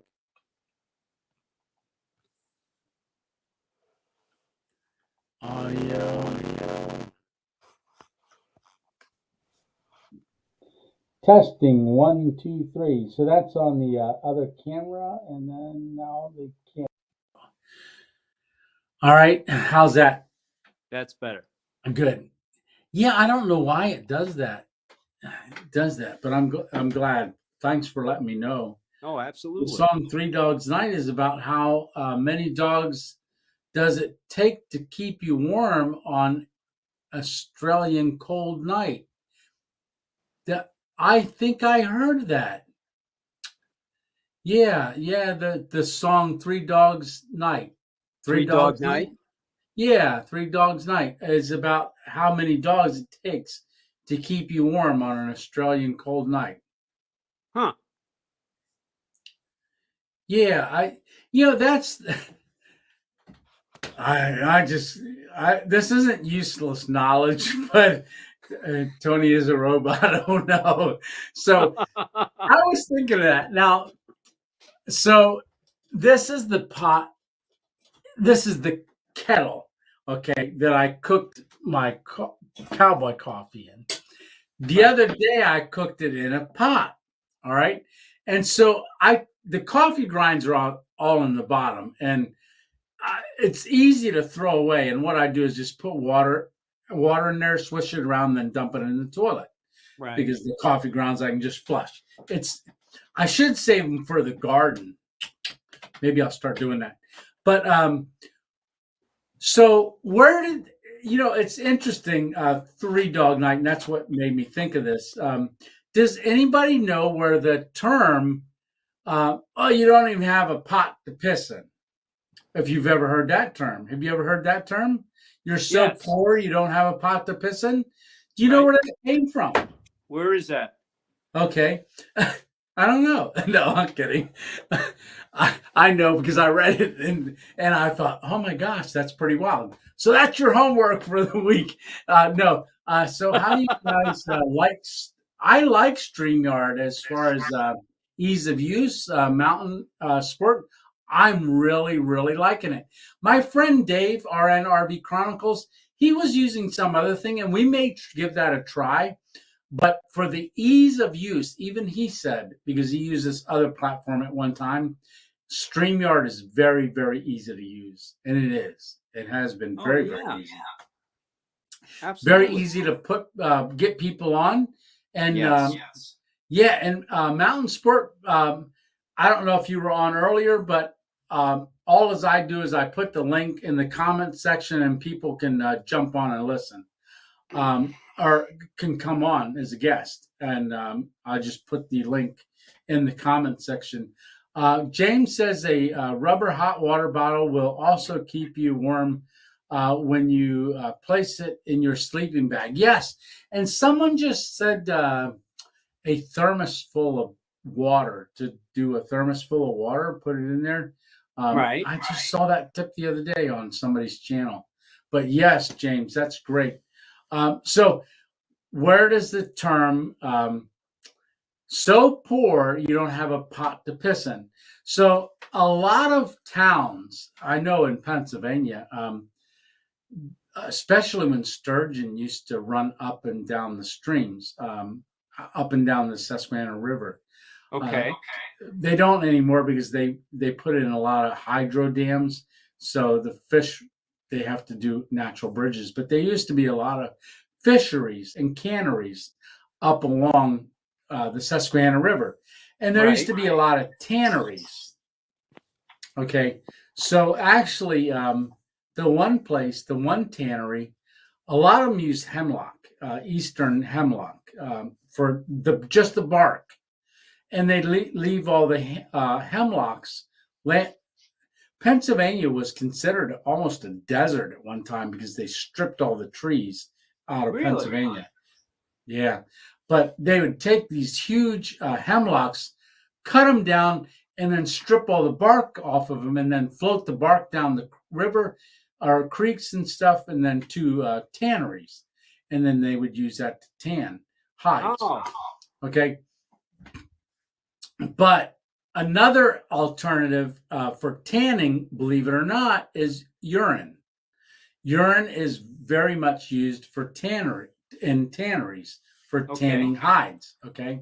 Okay. So the term, you're so poor you don't even have a pot to piss in, meaning you didn't have a pot that you could have in your house to piss in, so that in the morning you could take it to the tannery and get money for it. They literally would save their urine from overnight and take it to the tannery to get money for their urine as an income. Wow. So the term, you're so poor that you don't have a pot to piss in, is where that term came from, because you didn't have a pot, so you couldn't save your urine to take to the tannery in the morning. So there you have it. Yeah. Yeah, and it only took 3 hours for you to get that worthless use of knowledge.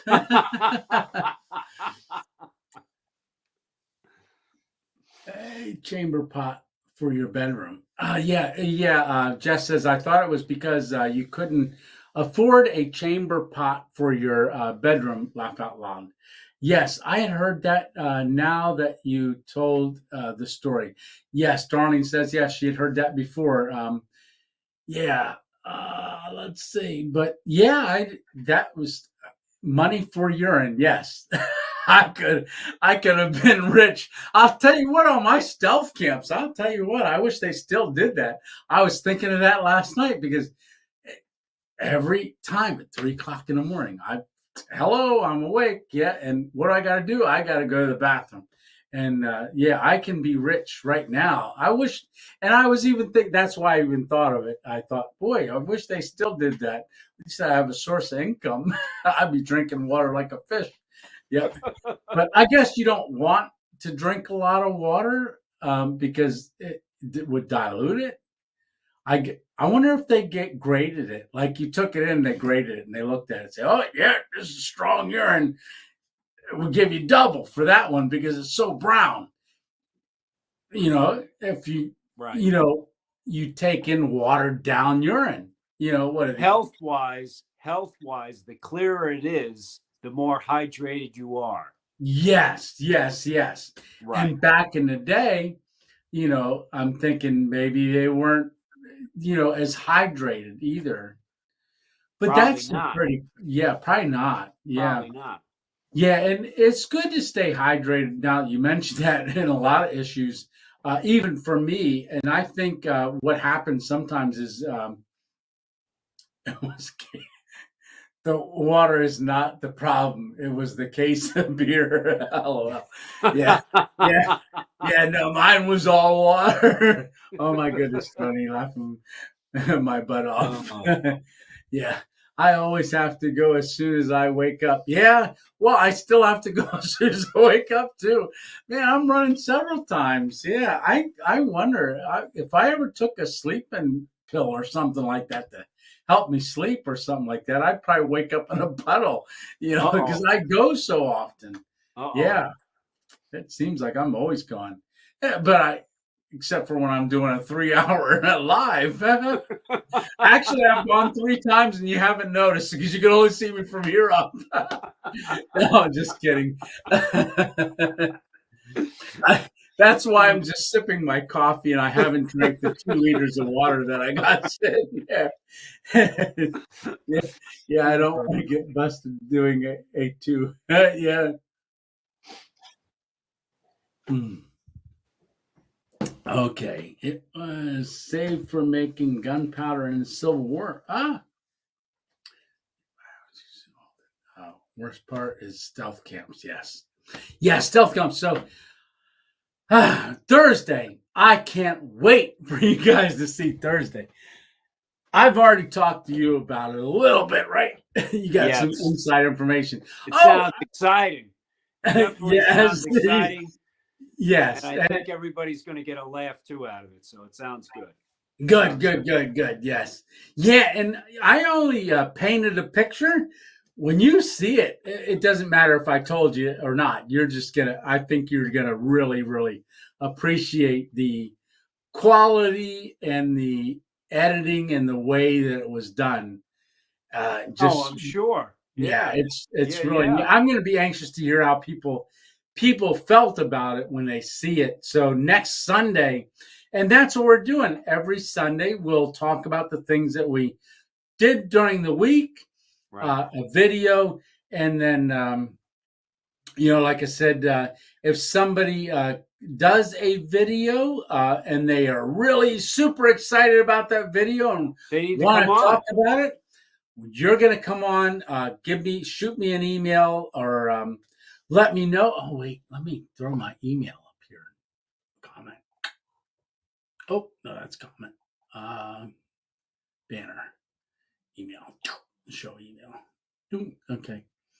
So send me an email and say, hey, I want to be on a Sunday Night Live and talk about my video I just did. Something that you're excited about or that you just want to talk about or something that you feel we would like to know, right? Or they could share a story of their own. Absolutely. Yeah, not just hear my stories, that's for sure. Eventually I'm going to run out of them, but I'm always making new stories. Absolutely. Yeah, paint by numbers. Oh, Lisa came to visit me when I was in rehab. Not that kind of rehab, James. So I was in rehab for a stroke. I was in the rehab, and it was intense. It was speech, physical, and memory. No, speech, physical, and what was the other one? Occupational.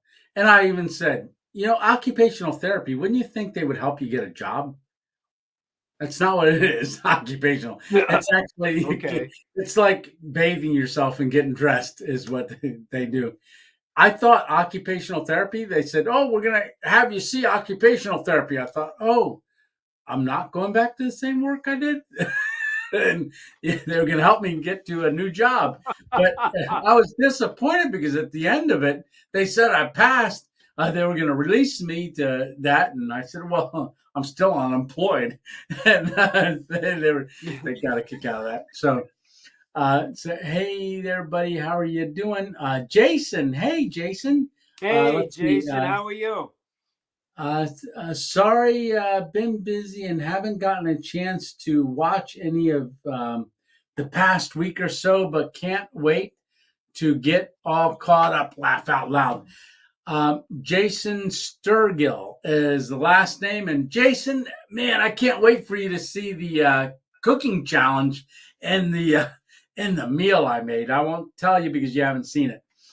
So let's see. Use a water bottle. Just remember that. So use your water bottle. So when you're stealth camping and stuff like that, just remember which one you used. And I guess we're talking about the to pour a pot to piss in. So instead if you use a water bottle. So, speaking of water bottles, a review. I am going to be doing a review on a water filter. Now I have a water filtration that I already have and I do use, and I did that up at the one pond with frog water and frog eggs and all that stuff, and I filtered the water and drank it. But another company reached out to me because I told them I don't really want to do another one. I already got a water filter. They said, it never hurts to do a water filter. So they told me they would just send it to me and I could do a review on it. Now, when I got it, it's a whole kit. And I kind of liked it for the one fact that it's a 6 liter. You can get 6 liters. Wow. So like gravity feed, 6 liter bag with a gravity feed tube that goes down to a water filter, and you can gravity feed water. So I'm thinking, and it's got a tree strap with it. Really nice. Cool. Yeah. That's nice. So I'm thinking you scoop up water, put it on the tree, and it's got, on IVs, how they got that little thing to stop it from running. Yes. While they change the ports. Yes. It's got one of those on the hoses. Nice. So you can stop it. So fill up a liter bottle, stop it, but you don't have to go run for water as often.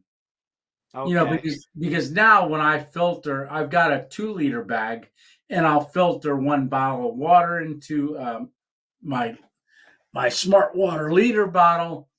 I'll filter it in there, but if I gravity feed, things like that. So, but this is 6 liters. So say like a good amount. Yeah. So say like you and I go out for a several day camp. Right. And we're going to hike in for a good ways.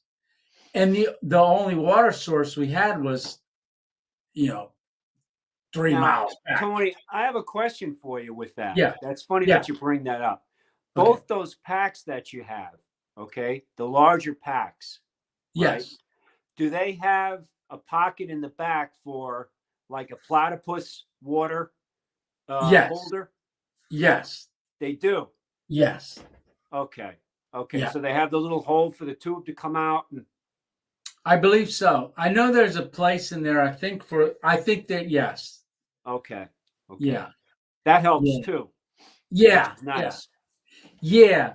So the idea is like when you're hiking long distance, you'll want to hike with the amount of water that you're gonna, your body's using, right, for a certain period of time.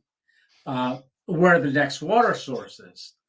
My mind's going to the Appalachian Trail, or the Arizona Trail. I remember Jay wanders out, and he would filter water from. It got to the point where he was filtering water just out of puddles. Right. You could use a life straw. You could use a Grail.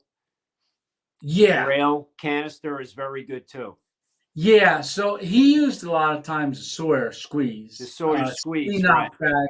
So I like the CNOC bag. It's a 2 liter bag, and you can scrunch it down and it goes pretty quick. And you can get an attachment to put on a 1 liter bottle. But, I was thinking, I already like it, what I've got.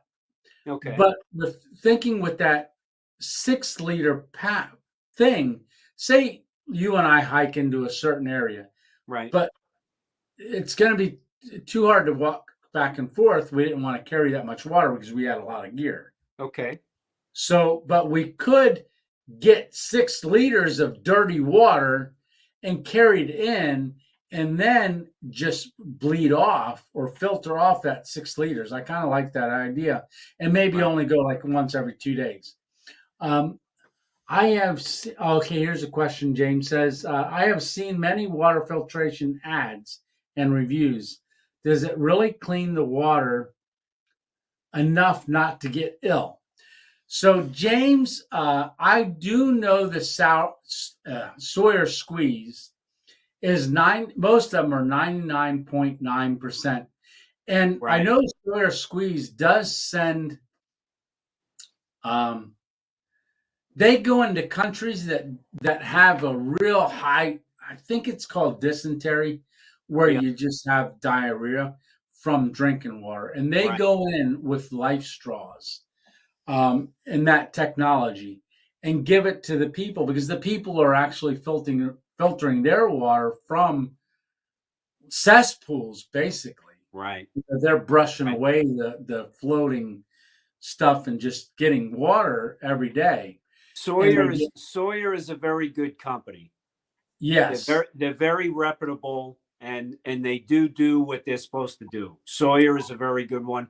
Grail is another very good one. But these filters, I mean, they're doing what they're supposed to be doing. So, especially if you take that water and you filter it, like you say, and then you boil it on top of that, I mean, you don't have to worry about anything. Yeah. No, definitely the boiling it too would definitely certainly do everything. But Stitch Answers James says it won't filter viruses. But all bacteria and protozoa and frog eggs. Good, because on mine I drank there was frog eggs and all that stuff in that pond water. And just to let you know, I played the friend who did not bring any water. So that video starts out me clawing at the ground, dragging myself. And I had a plaid shirt with me, and I played the friend that didn't bring any water. And I turned my hat backwards and stuff, and I was like, "Hey!" So, yeah, that was a fun video. So, but as far as the like going into other countries, a very funny video. Darlene says, "Yeah." So going into the other countries, I know LifeStraw, when they do take that technology and give, and a lot of their stuff, they give donations, part of when you purchase their water filtration, it goes to helping these countries that have bad water. But say like a country has 80% dysentery, like, as soon as they take that technology in, it's down to like 10%. It's very, very small. It drops hugely. Exactly. So yes, James, they do definitely work. Yeah, this has been one of the longest random adventure live streams. Yes, it has. We're finally down to 18 people. And 3 hours and 51 minutes. Oh my God. Yeah, the man can talk, Sticks. yeah. But we're having fun, right? Yeah, boy, I wish I had people to talk to on my stealth camp last night. Yeah, that's what my stealth camps are. My videos are so long. They are. Some people have commented in the past, boy, they're long. Yeah, but a lot of people seem to like them long. I don't know. I try to get them faster. I try to. But for some reason, this one coming up 33 minutes. So it's not 40. So it is 33 minutes. And like I said, I think you're really going to like this. 9 more minutes and you will have paid. You will be paid overtime, time and a half. Oh, yay! All righty. Looking forward to that. Maybe I'll do this here. Wait to see where my banners are. There we go. I'll run that across. Way to support Random Adventure 2.0 is buy me a coffee. Get the old ticker tick parade. All right, so let's see. Yeah, one of the nice things about this I'm liking is you can build these banners, and you can either make them go across the bottom. Or that's pretty neat. Yeah. I like it. So I had say like this one running. Welcome to the live stream. I can do the Facebook page. I just did this. Very nice. Today. Yeah. So if you are not a part of our Facebook family page, go on over and check out Random Adventures 2.0 family page. And because I do post stuff on there that I don't post anywhere else. And also other people post stuff on there. And speaking of that, so I would say definitely if you are new to the channel, tomorrow's Mail Monday. Yes, tomorrow is Mail Monday. And Mountain Sport Air Guns, if you want to make note of that, go to our Facebook. If you don't have Facebook, I understand, but Random Adventures 2.0 family, become a member, just a family member over there, and post one of your videos every once in a while. Everybody would like to see different stuff from other people too. Yep. But I want that to be an outlet for people to share. So let me just real quick scan. Pretty soon it will. Jess says Mail Monday, and Stitch goes, pretty soon it will be Mail Monday. Yes, pretty soon it will be. Yeah, and in 5 more minutes it'll be Monday at least here on the East Coast. But are we going by East Coast time? Come on now, right? That's Mail Monday, not mail. Yes, that is Mail Monday. Pretty soon it will be Mail Monday. All right. So, all right. Well, I guess we do have to say goodbye. Yeah, we got 5 more minutes. It's going to be 4 hours. Should we just go for the marathon and just make it 5 more minutes? I can say goodbye for 5 minutes. Anybody have this reminds me of old school YouTube. This was very common thing. Was it really? This was? Wow. I didn't know. See, I haven't been on. I'm only new to YouTube.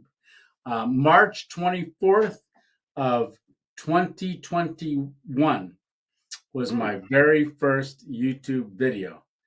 So, and then 1 year later, March 24th, on the day, I hit 500 subscribers and had a stroke. Literally. Wow.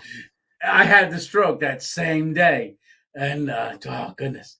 So USPS is running so late. Yes, Mail Monday, maybe Thursday. Maybe on Thursday. Well, good news is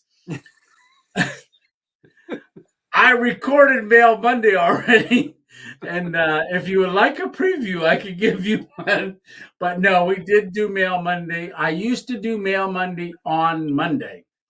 But one Monday, I almost didn't make it. I was having a little bit of issue with uploading, and something happened, and I thought, oh my gosh, I can't put Mail Monday up on Tuesday. What am I going to do? And fortunately, it got fixed. The issue got fixed before it was time to air at 5 p.m. And then I thought, you know what? I'm going to give myself a buffer. I'm going to go ahead and do Mail Monday, pre-record it. And, that way I can get it up and make sure that it's going to be able to be scheduled for Monday at 5 p.m. so that we won't miss it. Oh, okay. Great, Dana Webb. So that's what you're under on Mountain Sport Angus. Definitely. So if you have not thrown a video up yet on Random Adventures 2.0 family page, please put a video up on there so we can see it. Jerry Lewis Marathon. Yes. Oh, wait. For Jerry Lewis, I got to do this. I used to love watching Jerry Lewis. My gosh, especially his marathons. We would watch it all day long. Oh, yeah. We'd have to wait. I have to do this one for the marathon, for the Jerry Lewis Marathon. I got to get my Buy Me a Coffee one up there for the Jerry Lewis Marathon. So, yes, it's a giving time. But yeah, no, I'm kidding. I'm playing. So, Here we go. Oh. All right. I should do a goodnight one. I should do a goodnight banner or a countdown banner, say something like that. I should do something on there so I can just throw a banner up and say, "Good night." We still got 18 people and we got a minute and a half. Okay. That's what we said at 2:58. I said, "Oh, there's a minute and a half left. Let's go by. Let's do 15 more minutes." And people said, "Yeah, 15 more minutes." An hour. Another hour? Come on now, right? Wow. Okay. All right. One stitches, 1 minute warning. Alrighty. So did you do the giveaway? No, that's going to be on the 9th. So maybe did I mention the giveaway? No. So I got a headlamp giveaway. That's going to be that ultralight headlamp. Oh, nice. Yes, go on over to the that video, and I had put on there share, comment, like, or something like that, and just put 2.0 done or something like that. I think is what I said. I don't remember.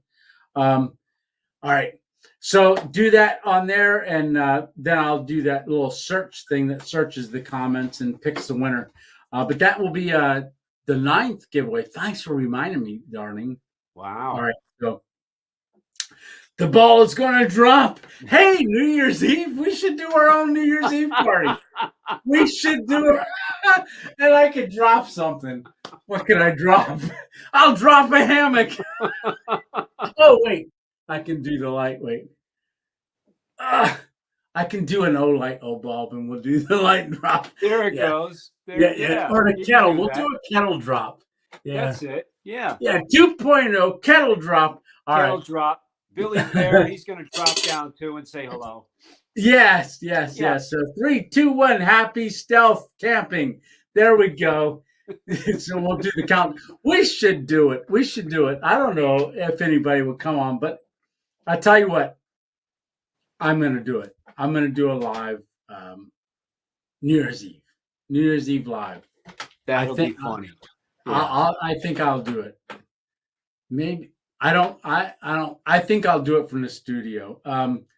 This is a good way that we could all spend New Year's Eve. Yes. Because a lot of times now I'm going to get emotional here, but a lot of times there's some people that don't have anyone to celebrate with. Yeah. And we are a family. We're building a family, and what a great thing to do is spend it with your family. So we should. Now, Tony, I got a question with this with this venue with the camera, because since I've been talking to you like this, I can't see the comments. Oh. I can't see the comments. Yeah, I don't know that you will be able to. I know I can. Maybe you'd need to be made administrator or something. I'm not sure. If you flip it so you can see the comments, then you can't see yourself or the other person on. Oh no! Yeah. Right. Yeah, but everybody else can see the comments, but because we're on, we can't see them. But I can see them because you're looking at your phone. I wouldn't be able to see it on my phone. Oh, but I can see it on the computer. So I'm looking at another screen going on, right? Yeah, I have the phone's recording me, and the phone is turned backwards. Okay. Yeah, that makes sense. Wonder what January challenges will be for the new year. Yeah. I couldn't see the comments when you were on. Yes, that you couldn't see the comments. Have a beautiful night, everyone. I've got to go change a diaper. There you go. I'm going to be there on New Year's Eve. All right. I'll tell you what. Camp Kill a Meal. If it's just you and me, we're gonna celebrate. Yes, I'm committed. We're doing a New Year's Eve one. I got to turn my old bulb off and save that for New Year's Eve. There you go. That sounds good. There we go. Get that turned off. All right, everybody. Thanks a lot for coming on. Absolutely. Absolutely. Thank you, Alpine Warrior, again for jumping on. And I thank everybody for coming on. My pleasure. And thank everybody for out there and coming on the channel. Everybody, it's very appreciated. Absolutely. Wishing and you I want all to a say, very good week. Yes. Not just a good week, but an amazing, terrific, fantastic, amazing week. All right. Because tomorrow is Monday, and who likes Mondays? We do. We do. Because it's Mail Monday. Right? I just had to get that in there. Okay. All right, everybody. Love you guys. And you guys have a great week. And shoot me an email. If you don't have my phone number and I don't have your phone number, shoot me an email. Let's connect that way. Because going to be able to, if you have an issue or something like that in Camp Killamille, I can't remember if I have your phone number or not, but let's get together and on the phone sometime soon so I can pray for you. All right. Okie doke. Very much. Old Kraken Dated said, enjoy tonight and tomorrow. Yeah, because it's tomorrow. You too, man. Yeah. Yesterday was so yesterday, right? We're only 4 minutes into today. It's already fantastic. All right. Okay, everyone. All right. Take care, everybody. Good night. Click it. All right. Have a great night. All right. See you later. All right. Take care. All right. Bye-bye. Tony 2.0 out. All right. End broadcast up there in the corner. All right. Good night, everybody. All right. See ya.